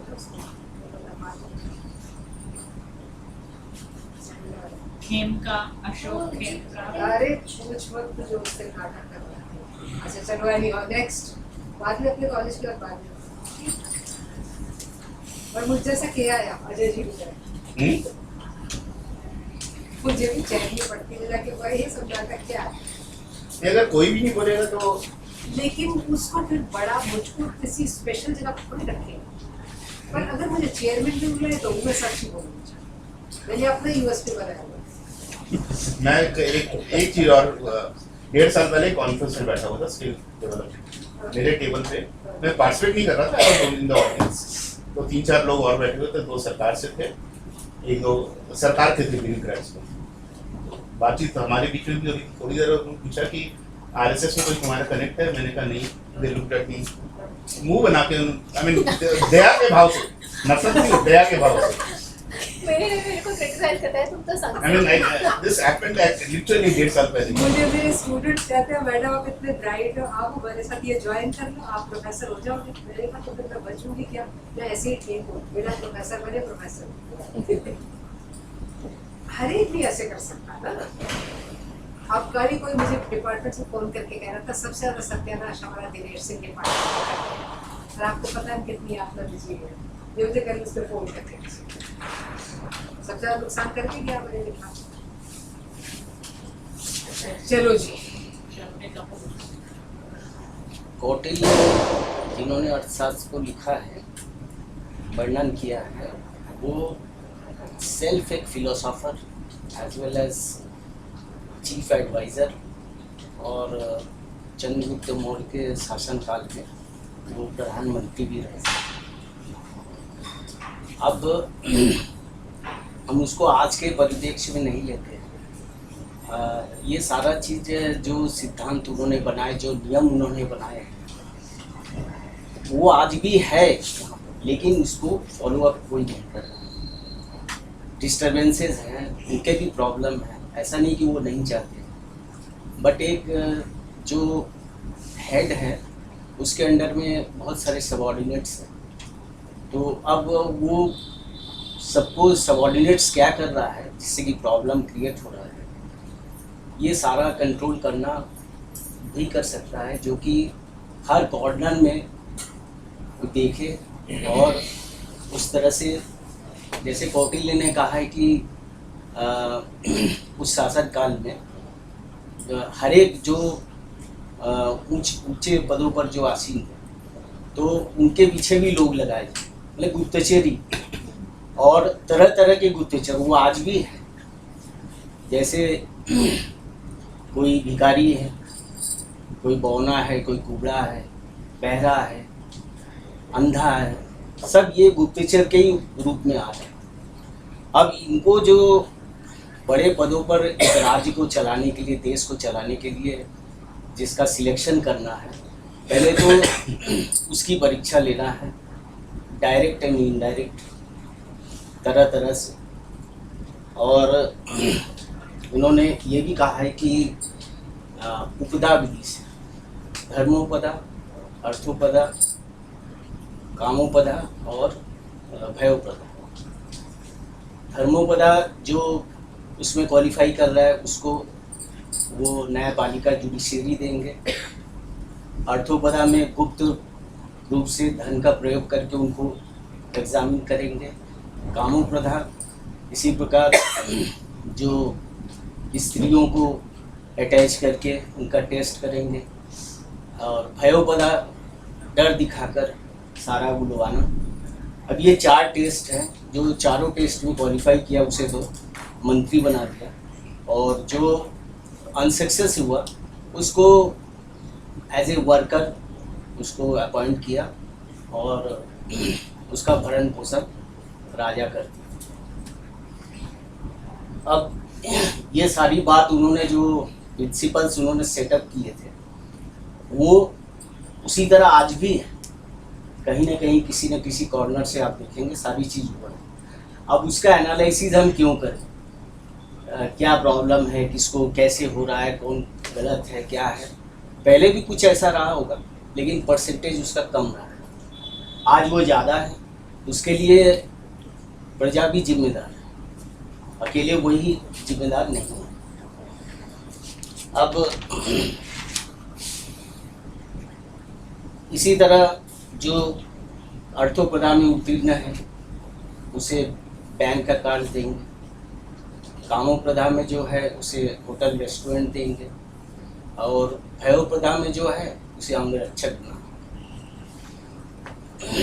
राजा को योग्यता अनुसार सभी को चांस देना है, काम देना है उनको।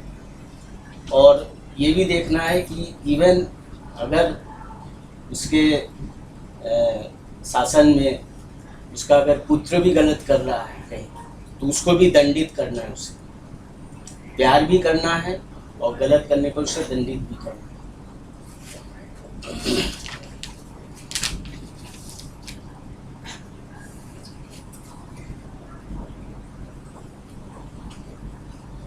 गुप्तचरों के बारे में भी उन्होंने बहुत कुछ कहा है कि गुप्तचर ऐसे होने चाहिए कि जो कि सबके बीच, वो हो सकता है कि 4 गुप्तचर एक सभा में बैठे हों, पब्लिक मीटिंग में बैठे हों, वो जानते हैं एक दूसरे को, बट वो जो है इसको डिस्क्लोज नहीं करेंगे वो क्या देख रहे हैं, क्या सुन रहे हैं।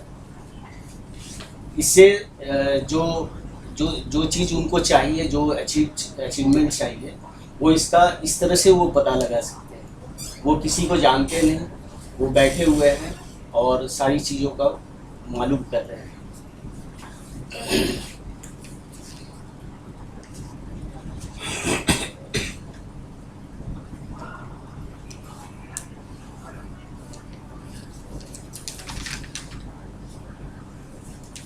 राजा को विजिगुस्सा भी होना चाहिए कि वो अपना जो प्लान करे वो किसी को न बताए, और उसे जो है एक्टिव होना चाहिए, प्रखर होना चाहिए, डिफरेंट एंगल से हर चीज़ को देखना है और प्लान बनाना है। एवरी डे का प्लान उनको करना है कि ये कहाँ क्या काम, लोग क्या काम कर रहे हैं, हमारे जो हमने जिसको अपॉइंट किया हुआ है वो क्या काम क्या कर रहे हैं, कितना आमदनी हुआ है, उसको कैसे इन्वेस्ट करेंगे हम।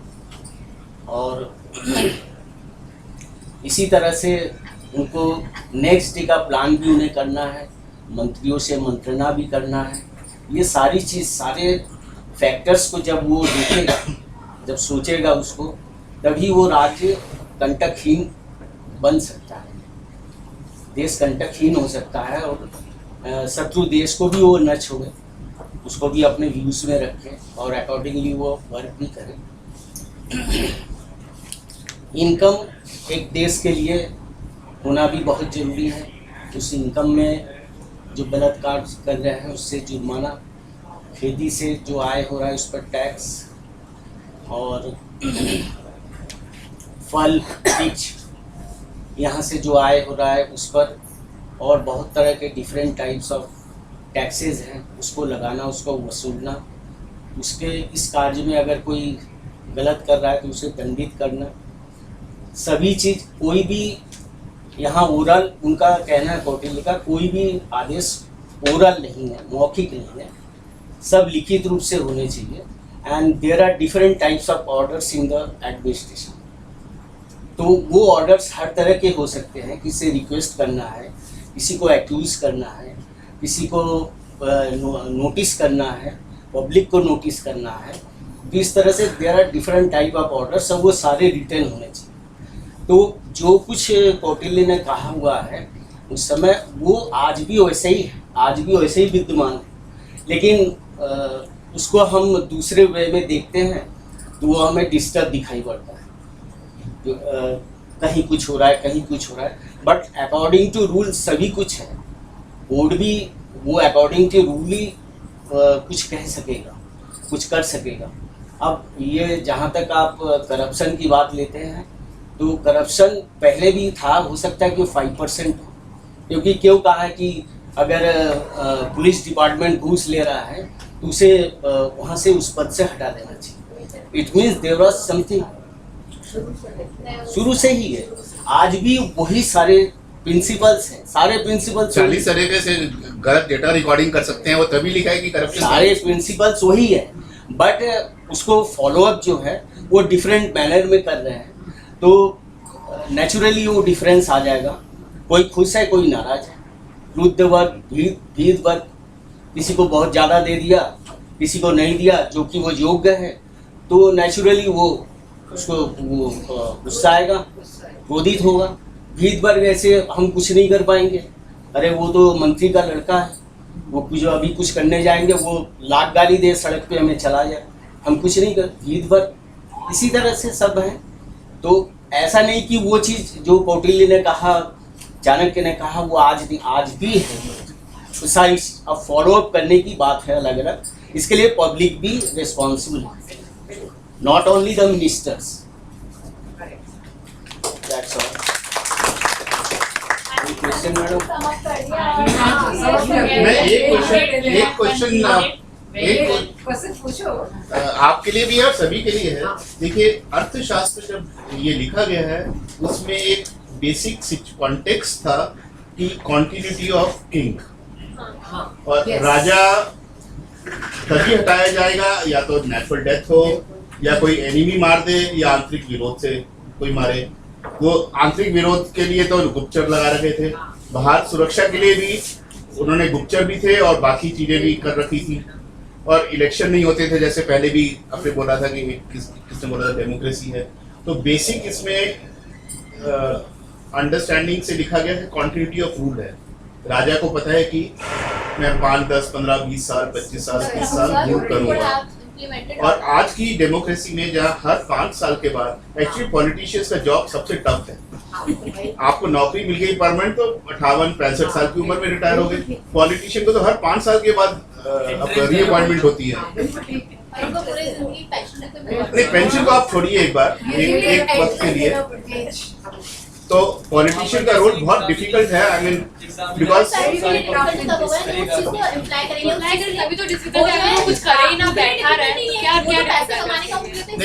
उसमें एक और चीज है, मैं आपको 2 उदाहरण दूंगा इसके। नहीं, वो बैठे हैं। सुनो, हाँ? ऐसे कुछ यही कुछ कर लो, उसके बाद देखा पेज में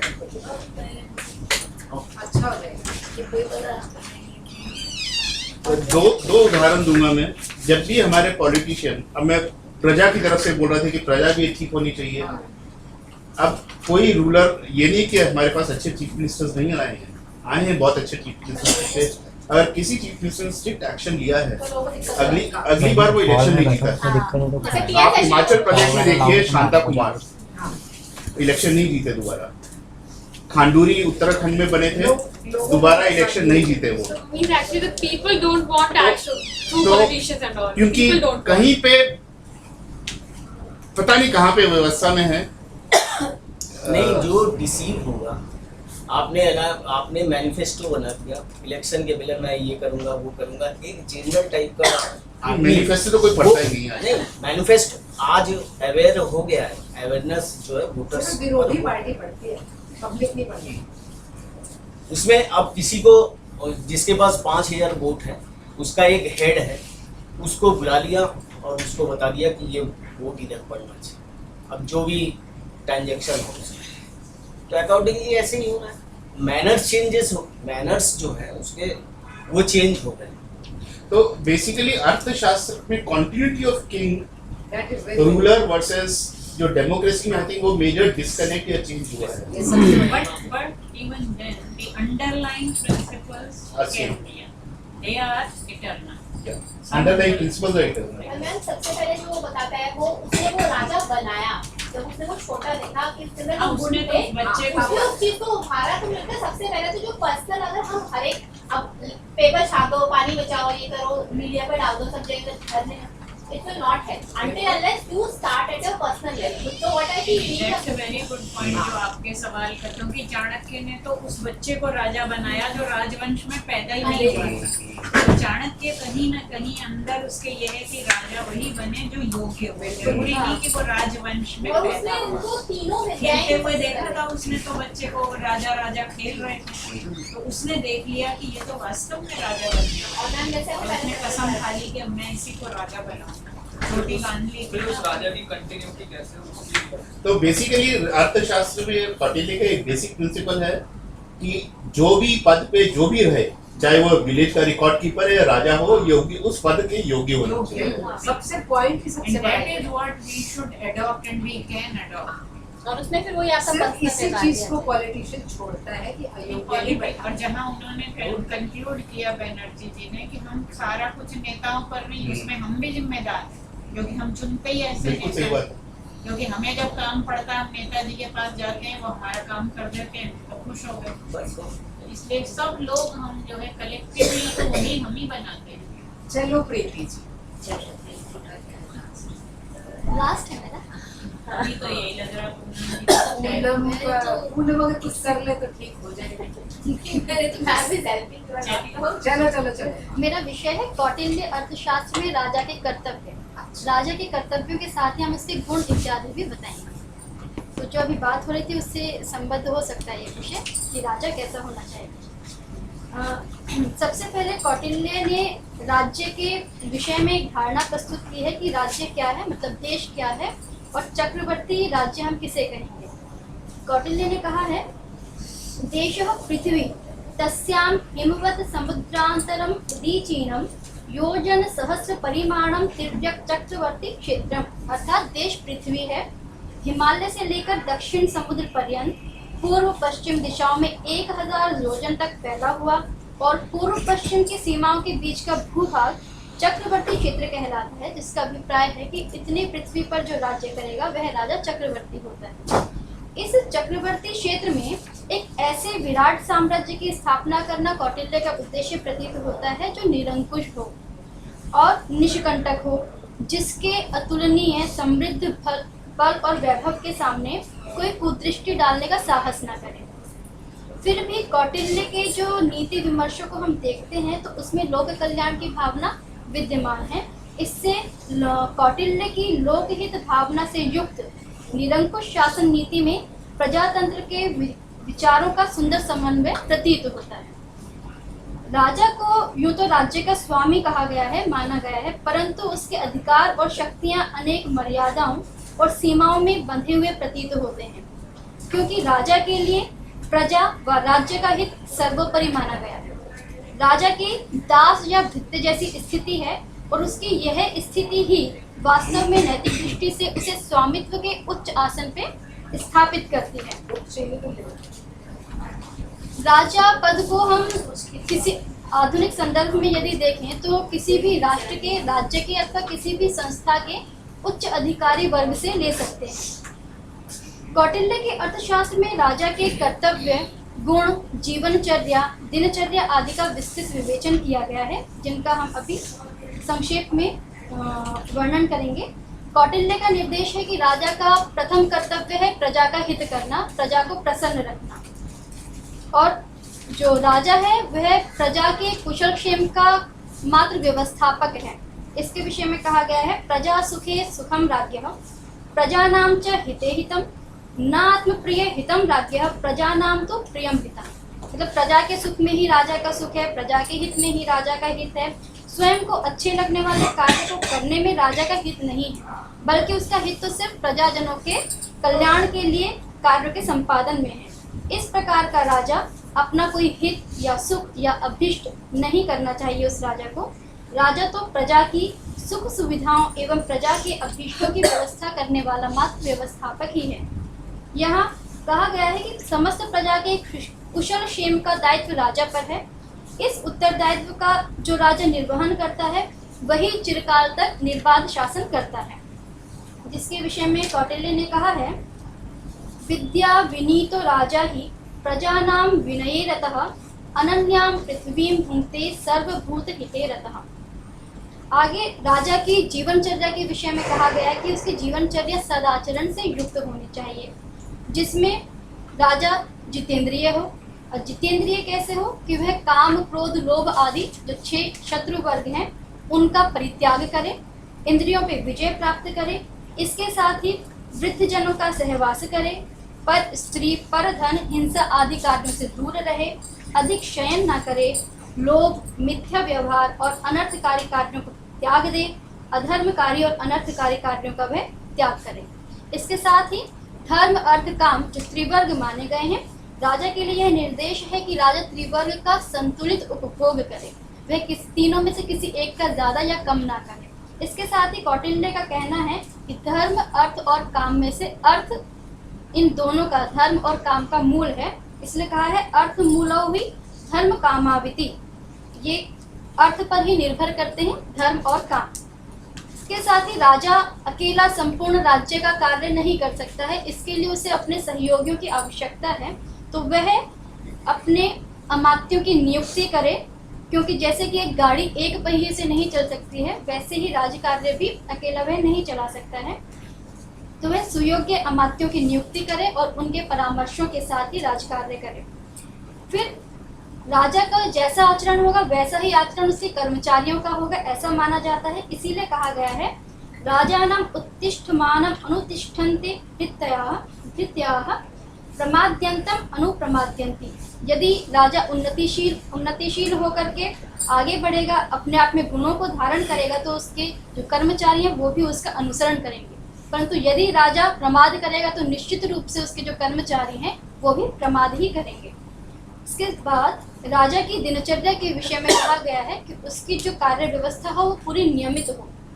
उसकी दिनचर्या को कौटिल्य ने दिन और रात को 8-8 भागों में बांटा है, जिसमें कि वह सुबह ब्रह्म मुहूर्त में उठने से लेकर के शयन पर्यंत क्या क्या कार्य कब कब करे, कैसे कैसे करे, इसका पूरा वर्णन विनय आधिकारिक नामक प्रथम अधिकरण के 18वें अध्याय में किया गया है।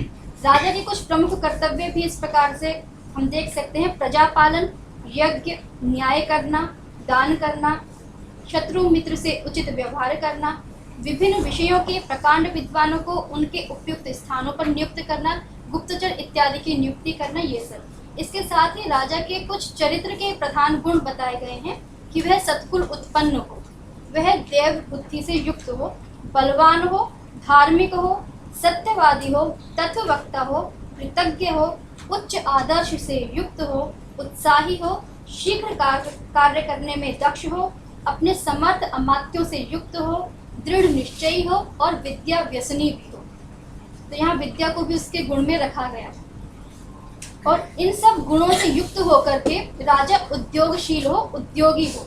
यदि वह राजा उद्योगी होगा तभी उसका सुशासन स्थापित हो सकता है, जिसके विषय में यहाँ कहा गया है तस्मा नित्य उत्थितो राजा कुर्यात् अर्थानुशासनम अर्थस्य मूलम् उत्थानम् अनर्थस्य विपर्ययः, अनुत्थाने ध्रुवो नाशः, प्राप्तस्य अनागतस्य च, प्राप्यते फलम् उत्थानात् लभते चार्थ संपदम्।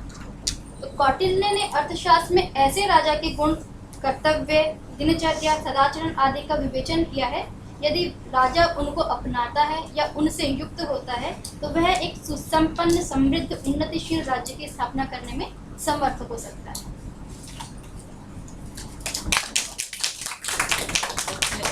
किसी का डुप्लीकेशन और बाई चांस है, सबने अपना अपना किया था। एक्चुअली किताब में इतना ज्ञान भरा हुआ है मैं अभी वही देख लेता हूँ। और अभी हमने शायद 5% कवर किया हुआ सबने अभी मिलकर। तो बिल्कुल अभी हमारे यहाँ कहते हैं दो तरह का वो होता है ना, एक पल्लवग्राही और एक तलस्पर्शी। तलस्पर्शी तल तक डीप पहुंच जाता, पल्लवग्राही बस ऐसे तो हमने तो पल्लवग्राही किया है अभी पाठ जो तलस्पर्शी तो हुआ ही नहीं तब भी। मैडम इस बुक में ना सब कुछ है, जैसे गीता में कहते हैं ना हमारे हर क्वेश्चन का आंसर हमारे है। यहाँ हर ये लोगों को पता ही नहीं है, मतलब इवन लोगों को नाम ही नहीं पता अर्थशास्त्र कौटिल्य क्या है। अभी योग सूत्र आप पढ़ रहे थे, रामायण पढ़ेंगे तो उसमें सब कुछ है। यहाँ जो हमारी जो भारतीय परंपरा थी, मानसिकता जो थी वो होलिस्टिक थी। तो एक जैसे अगर आप सूत्र पढ़ेंगे न्याय के सूत्र, उसमें सब कुछ मिले। कहने को वो प्रमाण शास्त्र है लेकिन उसमें सब मिले। मतलब आजकल की प्रॉब्लम्स का पूरा मतलब सॉल्यूशन है, पूरा सॉल्यूशन है। एक संविधान है जो कि मुझे लगता है अतिशयोक्ति होगी कि पूरी तरह से पूरा संविधान है, कॉन्स्टिट्यूशन। क्योंकि मैम ये राजा की जो इन्होंने दिनचर्या ये सब योग में बोलते हैं कि हर एक आदमी की दिनचर्या होनी चाहिए, अब जैसे मैंने टैक्सेशन का पढ़ा था उसमें बोला था कि सन्यासी भी टैक्स दे, बिल्कुल सन्यासी भी टैक्स दे, पानी जो मतलब जो उसको जंगल में वो तपस्या कर रहा है उसको भी टैक्स। और ये किसी को फ्री में सक्सेस नहीं करना है, ये भी देखते हैं ये तो मैम सब्सिडीज नहीं देनी है, जैसे अरविंद केजरीवाल जैसे दे रहे हैं, सभी दे रहे हैं। हाँ सभी दे रहे हैं। तो ये मेरे को मैम किसी को कुछ ना किसी को कुछ। मैम आप एक काम कीजिए, आप ना एक बार सारे पुलिस के साथ बिठा कर आपको थोड़ा अच्छा से पढ़ा दीजिए और सोलर टाइप पढ़ा दीजिए और कहीं सबको लाइए बिठा कर पढ़ा दीजिए आप एक बार। हम ना नहीं पहले हम कोशिश कर रहे हैं सब कॉलेज में एक बार आए, अगर आप वो हो जाएगा फिर कहेंगे जैसी पुनीता थी वैसे ही पॉलिटिशियन ढूंढ लेंगे। समस्या यहाँ से पर अपनी यूएसपी खराब नहीं होने देती। अब मैंने ये अपनी कर ली है कि सीधी बात करो रजत शर्मा की तरह, तब से चैनल चल रहा है रजत शर्मा। मतलब वो तो क्वेश्चन पूछने वाली बात नहीं है, मतलब क्वेश्चन है ही नहीं इसमें, इस बुक में क्वेश्चन पूछने की जरूरत नहीं है, सब कुछ नहीं, तो बड़ी मजेदार किताब है, इसमें कोई शक नहीं है। बस एक नीति से किसी ने कुछ क्वेश्चन नहीं पूछा, फिर राजा के कर्तव्य दिनचर्या बता दी।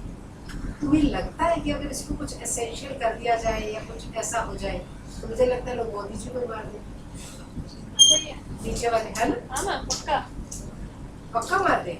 तो यहाँ पे तो कहा है कि राजा अपने अमात्यों को नियुक्त करे, परंतु यहाँ पे जो हम देखते हैं यहाँ पे सारे जो कर्मचारी है वो हैं नीचे वाले लोग, वो सब मिल करके एक को ला करके बिठाते हैं। तो जबकि राजा को नियुक्त करना चाहिए सबको ना, की पद्धति ही दूसरी है ना। हम बात डेमोक्रेसी की डेमोक्रेसी एक्चुअली अगर हमारा कॉन्स्टिट्यूशन देखा जाए, हाँ if you go to the basics of constitution, it says president should call the leader of the largest party, जिसका सबसे ज्यादा नंबर हो, ठीक है।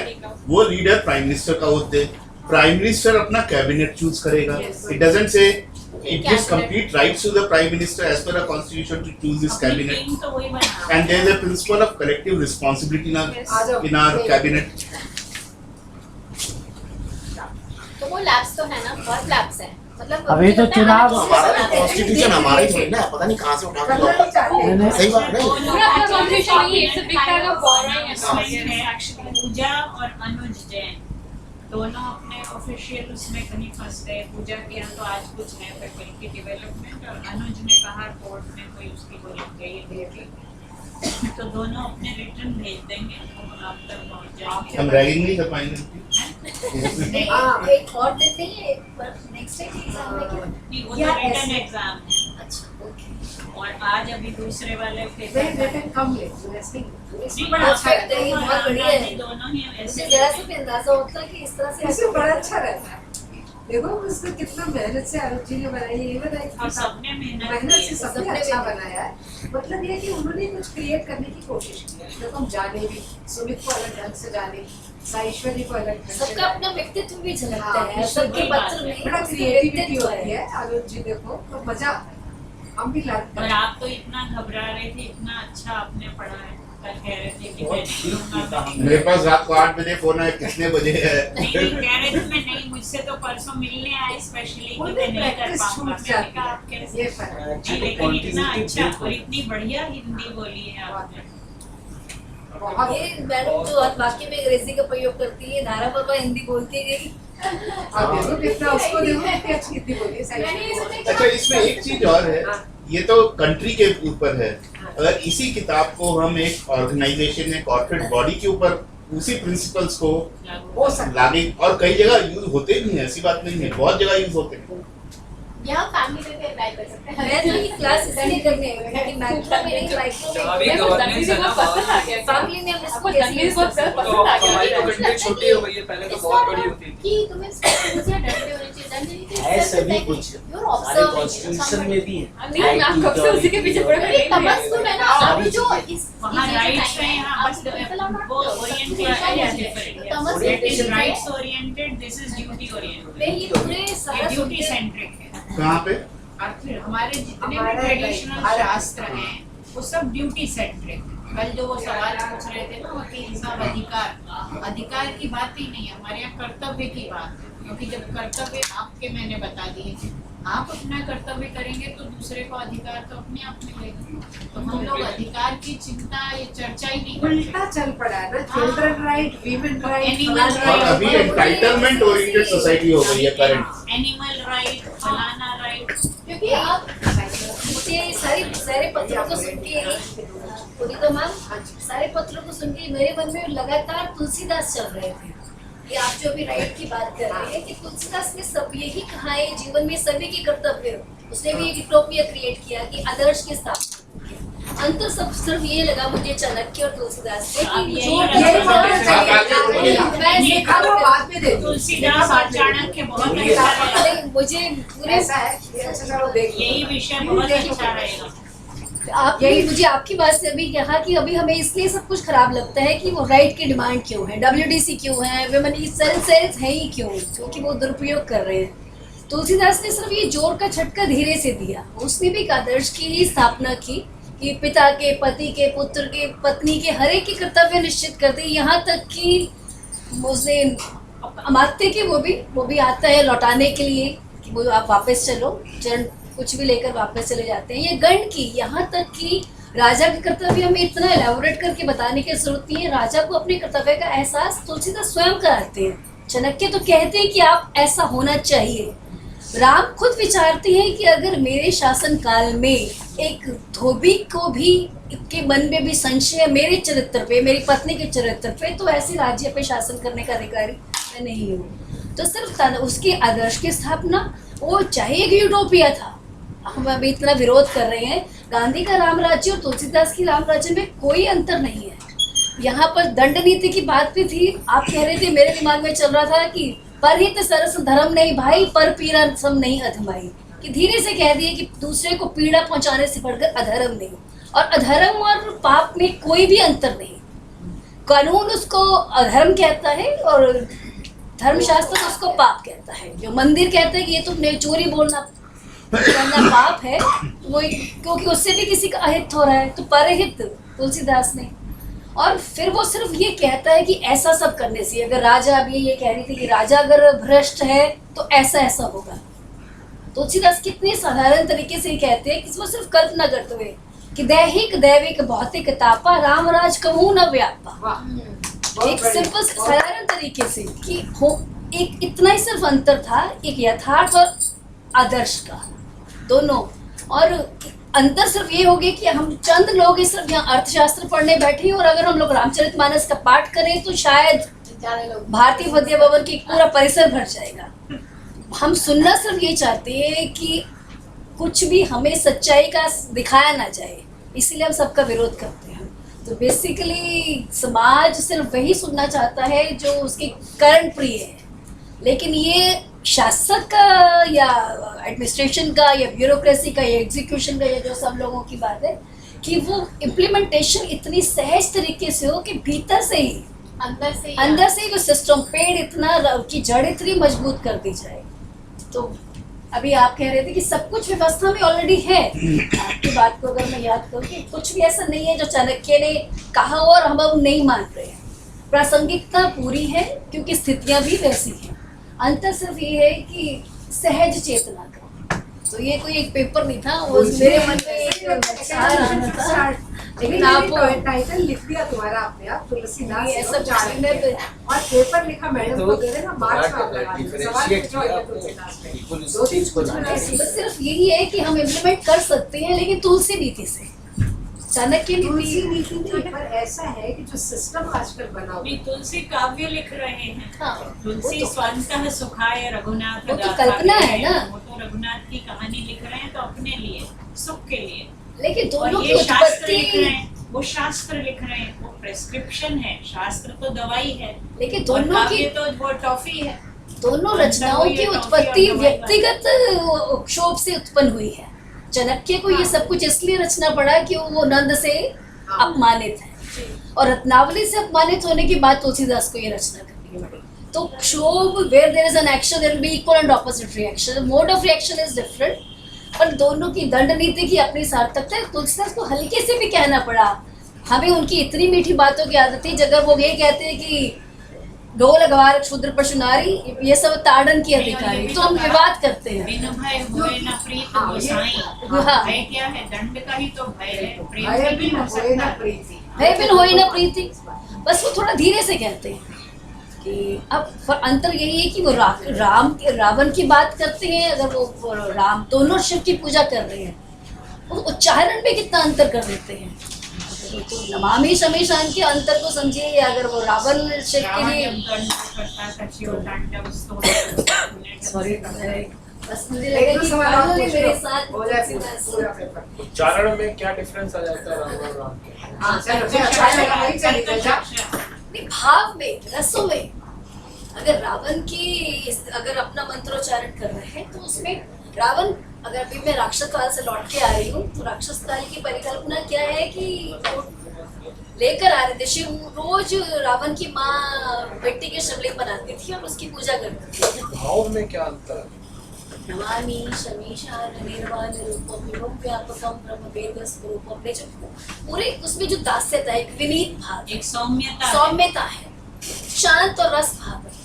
रावण में एक अहम भाव है, वीर रस है, वीर रस, दैन्यता भी नहीं है, सौम्यता नहीं है, दैन्य भाव भी नहीं है, सैन्य सौम्यता भी नहीं है, सौम्य भी। तुलसीदास जब विनती करते हैं तो दास की तरह विनती दास- करते जो हैं। जो उसमें जो दास्य नहीं है, सांख्य का दैन्य स्वामी नहीं है। है उसके लिए दैनिक का दैन्य मतलब अपने को दी नहीं है। हम्बलनेस, बिल्कुल हाथ जोड़कर कर भाई मैं तो तुम्हारे चरण जो- में आ गिरा, वो आरती में नहीं, हम तो वो नहीं है रावण वाले। तो चाणक्य, ये कहना मैं ये चाह रही थी कि चाणक्य के पास रावण वाली बात है, ओज है कहने के लिए, दंड के तभी साथ। तो उसको जस्ट देखो 3 गुण होते हैं काव्य में, ओज, प्रसाद और माधुर्य। तो रावण के वचनों में ओज है, हाँ, राम ओज ये के कहना है, कथन ओज। में माधुर्य है, और प्रसाद जब बिल्कुल सरल प्रकृति का वर्णन कर रहे हैं, सीता के सौंदर्य का वर्णन कर रहे हैं। तीनों गुण होते हैं काव्य में, जैसा पात्र होता है वैसे ही गुण दिखाते हैं। वो कहानी ये है कि रावण ने अपनी माँ से कहा कि तुम शिव को रोज रोज मिट्टी का क्यों बनाती हो, मैं जाके कैलाश से लेकर आ जाता हूँ। तो वो शिव को लेके आ रहे थे, लेके आ रहा अपनी चारपाई से तो काल को बांध एक्चुअली दिया था। उसके कॉन्सेप्ट भी ये है कि रावण ने एक वरदान मिला है, तो उसने कुछ किया, और तब उसने बोला मेरा तो कुछ बिगड़ेगा नहीं, तो क्यों जाती हो रोज? कैलाश ऊपर है, लंका नीचे, रोज जाना पड़ता है, मैं ले आता हूँ उसको, और यहाँ बांध देता हूँ चारपाई के साथ। तो कहते हैं उसने 4 पैर वाली चारपाई थी, एक चारपाई से बांध काफी पत्नी व्रता था। नहीं माँ के लिए, माँ के लिए, माँ के अच्छा, माँ के लिए, लिए। माँ की मंदोदरी की हाँ, तो माँ बात के लिए सुनती ऐसा है। मंदोदरी की तो सुनता ही लेकिन नहीं उसे था। भी काल के हाथ से मरना पड़ा, उसे बांध लिया। लेकिन मैम एक बात आती है कि जो रावण है उसे सबसे बड़ा भक्त माना जाता है, लेकिन सबसे बड़ा अहंकार विद्वान भी आएगा। मानते हैं। विद्वान भी मानते हैं। जो सांख्य का स्वामी है उसके लिए वीर रस से ही प्रार्थना करनी चाहिए, सौम्य रस से नहीं, हर एक की प्रवृत्ति है, जैसी मेरी प्रवृत्ति है मैं वैसे भक्ति के 10 प्रकार मान, नवधा भक्ति भी मानिए, 9 तरह की। कोई सखा मानकर करता है भक्ति, कोई प्रेमी मानकर करता है, कोई स्वामी मानकर मध्वाचार्य करता है। सूरदास को डांटते हैं कि ये क्या तुम सूर हो, तो ज्ञात हो, सूर्य बहुत दीनता की भक्ति की शुरू में, तो उसके गुरु ने उसको पसंद नहीं किया। बोला तुम सूर्य हो, प्रचंड हो, सबके भाव के स्वरूप हो, तुम बराबरी की भक्ति करो, तो उन्होंने सखा भाव की भक्ति की। अदरवाइज वो तो सारा संकेत है, मैं कामी, कुटिल की नीच, रामिल जैसा, मैं बहुत ही पतित, हर समय रोने वाली हूँ। तो उन्होंने बोला सूर्य बहुत गिज्ञात हो, तो डांटा। गुरु का ये काम है कि गिज्ञाहट को दूर करो, सांख्य इसलिए कि उसमें आप में ओज डेवलप करा। 9 रस हैं, 9 रस हैं, उनमें से भक्ति अकेली 9 प्रकार की है। मैडम इन्होंने भी एक अच्छी बात की, आजकल कर्म प्रिय बात सुनने के लोग आते हैं। वो हिंदी साहित्य, जो व्यक्ति जिस बैकग्राउंड से आता है वो हिंदी साहित्य पढ़ाती है, तो वो जिस दरवाजे से हम घुसते हैं, हम अपना वही बैग साथ लेके आते हैं। उन्होंने टेक्नोलॉजी से शुरू किया, अच्छा उसने मजा आया, मैंने टैक्सेशन भी कहा, बिल्कुल, क्योंकि आप उस फील्ड मैं में फाइनेंस, बड़ा मजा आया सुनने में। चालू हुआ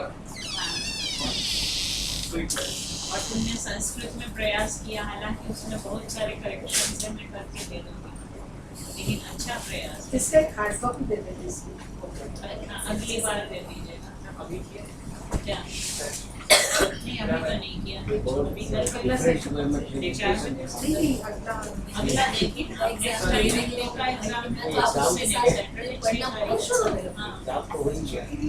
अच्छा, ये बुक्स रखी हैं, किसी को एक चीज मेरे को लेनी हो तो पूछनी है जरा आपसे, प्रीति तुम्हारी एक किताब क्योंकि आप सबने जो है तर्क संग्रह पढ़ने को कहा है, ये तो लिया क्या था पढ़ना चाहते हो? तर्क संग्रह वही है। टेक्स्ट या तार्किक मेथड?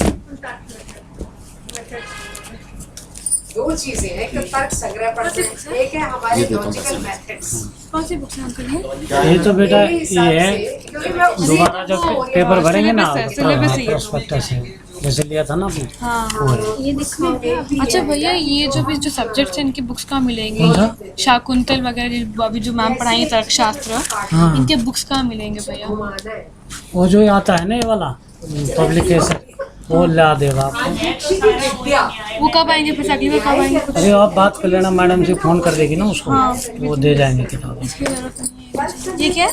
ये तो जो पीछे किताब लाया था ना मैं, वही वाला है। हाँ ठीक, आपने देना नहीं नहीं 100 का है। ठीक है। तो मेरे विचार में थोड़ा उसको जो है, अगर you are very serious and जिसको बोलते हैं ना मैच्योर्ड स्टूडेंट, मेरा भी टेस्ट हो जाएगा, जैसे कि तुम्हारी वजह से मेरे चाणक्य नीति अच्छी तरह पढ़ा। नहीं, लॉजिकल मेथड्स तो वाला लॉजिकल मेथड्स मेरे हिसाब से अच्छा तर्कशास्त्र बताते हुए कि क्या है, 2-4 क्लासेस में करें उसको। मैं तर्क संग्रह को फोकस कर दूंगी एक दिन कि दिस इज द होल पूरा है, नहीं, लेकिन तर्क फिर भी भाषा भी एक दिन बच्चों की वो उल्टा 16 से शुरू लेकिन कर रहा है, प्रमाण वरना 7 शास्त्र को हाँ। मेनली फोकस करना चाहिए। बस वो ठीक है। हो सकता है थोड़ा मुश्किल लगे, लेकिन दिमाग को मजा जरूर है, घुमा घुमा के ना चीजों को, तो वकील लोग प्रॉब्लम हो जाएगा। नहीं, और भी वकील आने वाले हैं, इसलिए तुम वही पढ़ाओ, न्यायशास्त्र। इसमें वही पॉइंट ये है कि कई बच्चे आते जैसे जो हम बेटे बैठे संस्कृत वाला की बात करें तो कम समझ जाती है।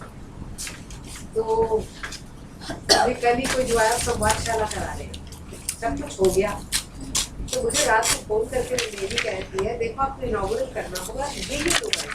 मैंने कहा 2 हफ्ते नाउ इनॉग्रेट, 3 छुट्टियां हम कहाँ से अरेंजमेंट करेंगे? ठीक, मैंने कहा बीजेपी भाषा दुनिया पाठ दी, तुमने पहले क्यों नहीं बताया? काटो, अब वैलिडेटरी का सब करो, सिस्टम से काम करो, पॉइंट 1 पॉइंट 2 पॉइंट 3 पॉइंट। अब बच्चों को एंजॉय करो।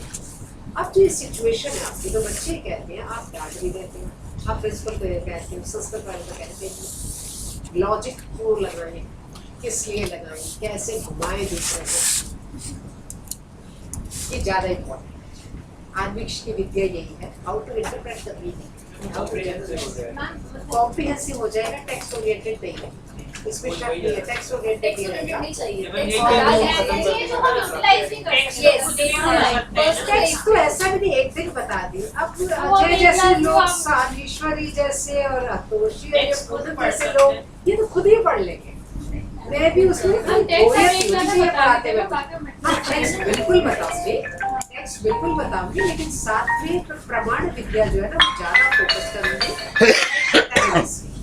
कैटेगरीज बहुत भला। मैडम जैसे कह रही भाषा 16 पदार्थ ले लो, वो क्यों क्या एक क्लास में जरूर करूँगी, पर कैसे उसको इंटरप्रेट किया नहीं, जाए। अगर ओरिएंटेशन उसका प्रमाण शास्त्र हाँ है। हाँ जी, ठीक है, मैं समझ गई। लेकिन तो प्रैक्टिकल बेस वही है, लॉजिकल में आप कैसे उसको विन करो, चाहे कैसे भी करें, यस उसी को इंटरप्रिटेट कर रहे हैं आप, Yes. लॉज को इंटरप्रिटेट कर रहे हैं, यस बट वो मेथड होना चाहिए।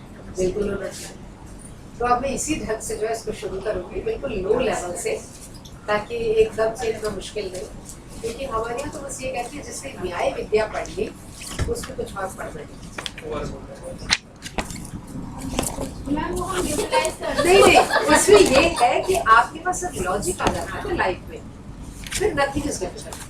सारे लॉजिक एस्पेक्ट को कवर कर पर मैम ये लॉजिक होता है, some people no logic, date of it just comes to born with it. What I feel, you can develop it also, but in a way one ये who is Vidya born with develop it. होती है, आपको भी तो उसमें जाके देखो court में। लेकिन उस पे विवेक जुड़ जिससे जाएगा ना- कि सही क्या है। एक तो जो बॉस है वो तो सिर्फ है। ना लॉजिक करते आप हैं like सिर पैर that, attitude. दूसरा यार भी चुप होता है, उधर का हो जाओ। तो जब उस पे मेरे विवेक हिसाब जुड़ से जाएगा न्याय मतलब ऐसे न्याय न्याय विद्या। नहीं मेरा तो फेवरेट है, वैसे मेरा योग में आत्मा बसती है, पर न्याय में PhD हूँ, न्याय में मैंने बहुत वो किया है सबसे और ज्यादा मैं बड़े मजे लेती रही हूँ। पर ये है कि जिसने न्याय पढ़ा वो फिर कोई भी शास्त्र क्रैक कर लेता है, ये प्लस पॉइंट है, इसलिए वो सिखाता है।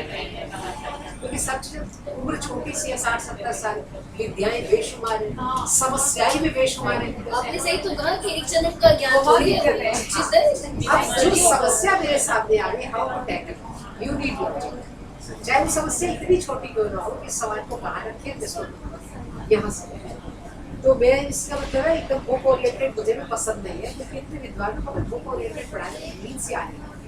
नहीं, न्याय दर्शन पढ़ने का सबसे व्यक्तिगत लाभ आपको है कि आप अपने आप को जस्टिफाई कर सकते हैं। अगर किसी ने मेरे साथ कुछ गड़बड़ की है, वो बिल्कुल ऐसा होना चाहिए जो हम यूज कर सकें किसी हाँ, लाइफ हाँ। में, फ्रंट लाइक तो मैं इसी इसी तरीके orientation से से सोच करते कि मेरे साथ गलत हुआ, तो न्याय शास्त्र आपको अपने आप को परखने का भी एक टूल है। क्योंकि I should do self analysis also. लिखना तो बड़ा आसान है, सेल्फ एनालिसिस करो तो कैसे करो।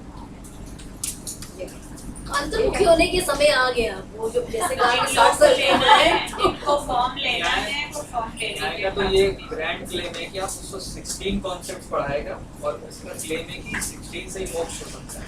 वही तो मैंने इतना बड़ा क्लेम है। 16 विद्या कॉन्सेप्ट बहुत अच्छी है, बट हाँ बुद्धि को तेज करती है ना। बुद्धि को तेज करती है ना, इसलिए वो कहता है ये सब नहीं, शास्त्र इस जन्म में नहीं, अगले जन्म में काम आएगा। सारी नहीं, विद्याओं इसमें का है। ये कितने की है? इसमें लिखा है प्राइस। नहीं, नहीं, ये फॉर्म। फॉर्म कौन सी? कितने? ये 100 का। इसमें भी लिखा है। जो पढ़ते हैं ना वो बताते हैं। कभी बरेली में भी पढ़े हो। ये कितने का? 100 का है। पूजा भी जानती है, पूजा को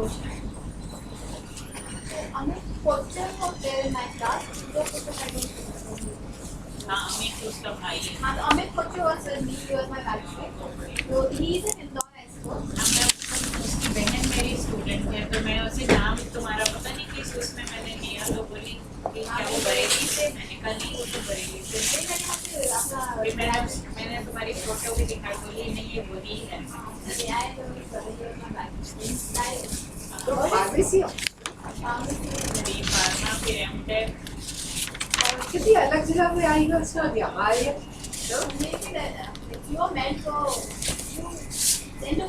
पता नहीं कौन सा संस्कार कब जग जाता तो है। चलो, जिसको चाय पीनी है पिया, इंस्टाग्राम ना चाहिए, तुम्हारी चाय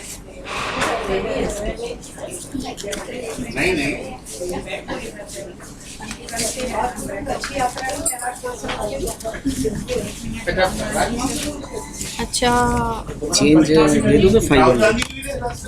अभी 300 आया है मेरे पास। हम तो तीन ही बिकी अभी हमारे पास, 2 ही, एक तीसरा पैसा आया। प्रीति जी ना उसके बाद उनको मध्य प्रदेश में शिफ्ट कराया जा रहा है। यार इस बार मेरे को ना कुछ लैंग्वेज भी पढ़ना है। मध्य प्रदेश में शिफ्ट आपको तो आ गया? नहीं, मुझे सुन नहीं पाई, मैं लेट हो गई ना। अच्छा, मेरा वाला नहीं सुना। वो मैम के पास है, मेरे पास सॉफ्ट कॉपी भी नहीं है। ले लो ना तो उसका क्लिक करना एटलीस्ट। मैं ले लेती हूँ, आप ही रखो, मैं राहुल ऊपर ही आना। बेस कैंप से ही द्वार से ही फोटोशूट किया 4-5, उसके बाद लोग वापस फिर ये अच्छा, बीजेपी ऊपर नहीं गए हो? हम 55 लोग देखते रहेंगे कि पूरी दुनिया को जब ये बताएंगे, पूरे मीडिया की ऊपर किया। वो तो बता रहे एक कदम बीजेपी पीछे बढ़ाया। ने नहीं दिया ऊपर। हाँ, मेरी आंखों के सामने हमने फोटो खिंचाई, उसे ऐसे किसी ने कहते हैं ये वेंकटेश्वर कॉलेज में है, मैं तो दिल्ली यूनिवर्सिटी गई, हमने फोटो खिंचाई, वहीं से वापस 4 उसके साथ और लड़के थे, एक लड़की थी, सब यंग लड़की से गर्लफ्रेंड होगी शायद आपकी है। वो रेडिसन के स्टे किया, वहाँ से थोड़ी दूर बाहर आके फोटो शूट किया, वापस 20 किलोमीटर। ऑक्सीजन कम है, थोड़े से ब्रीथिंग के लिए है, लेकिन ऐसा कोई फर्स्ट मुश्किल नहीं महसूस अनुभूति। क्या चीज? मैंने कहा तो 5 लगा दिया हार्ट का, वो दे दी मिल जाता है उसके बाद पहले तो तिब्बत से चाइना को तिब्बत से ही निकलना अपने हमें पड़ा ही यूरोपी को ये सब ठीक है, लेकिन ऐसी खूबसूरती तो रात के साथ साथ चलती है। 14 किलोमीटर। अरे मानसून से परिक्रमा तो पूरी तो नहीं हो सकती, नॉर्थ की फेस साउथ की दो फेस देख सकते हैं, पूरी परिक्रमा लेकिन वो अलाउड ही नहीं है उस तरह से। दूसरे मैंने ಮೆಟ್ರೋಲು ಕೂರ್ಚುನಿ ರಾಸರ್ ಮಲೆ ನ್ಯಾಚುರಲ್ ఏంటి అసలు ఒక్క వర్డ్ అసలు ఏంటి రాసలేనా పూరా जो भी आते अरे సూపర్ ఏంటి తెలుసా ఇంకా అందరూ చాలా బాగా చెప్పారు అంటే అసలు చెప్పారు అందరూ అదే అన్నారు ఇంకా ఎవరు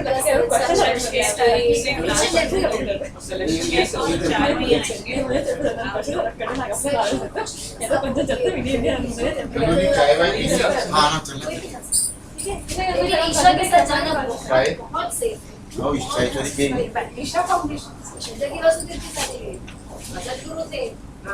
अच्छा अजय बड़े अलग तरीके से अच्छा अभी मुझे आप ये वो भी एक फैमिली में जाके आए नहीं अभी आप ऊपर चलिए हाँ, हाँ वो मेरा दामाद अभी उसका ही फोन आया था सब मैं उनसे बात नहीं करूँगी, अभी आ। चाहे वही है तब से नेट पे मैं लाई हूँ मैं हंसी रही हूँ। आपका दामाद मेरी ये देवर का दामाद वही नहीं है छाया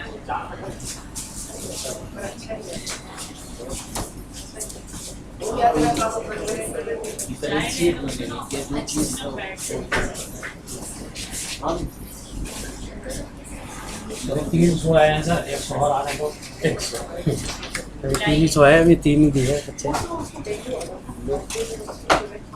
100 अभी आप देना, 300 है नहीं, 3 ही आए मेरे पास।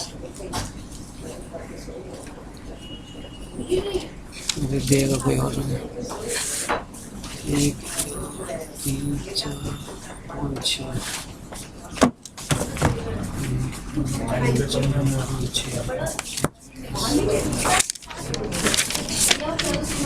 IASC है कल आपने जो है इंकरेज किया मैं तो डिसअपॉइंट हो गया। आप नहीं, बहुत बढ़िया किया सबके आपने। समान आपने ये सब समझते हुए कि ऐसे सोच रहे थे कैसे घबरा रहे थे बहुत बढ़िया किया आपने। कि बहुत कम है नहीं स्ट्रॉन्ग नहीं है, कर भी नहीं है।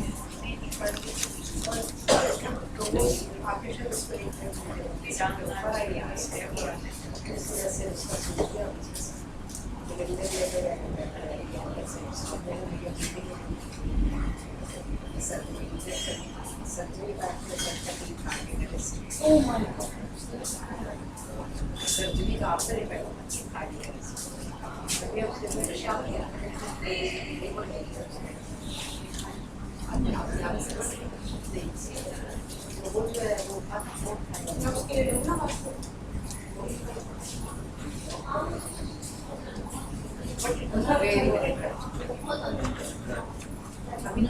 सलाम सर, आइए सर। आइए आइए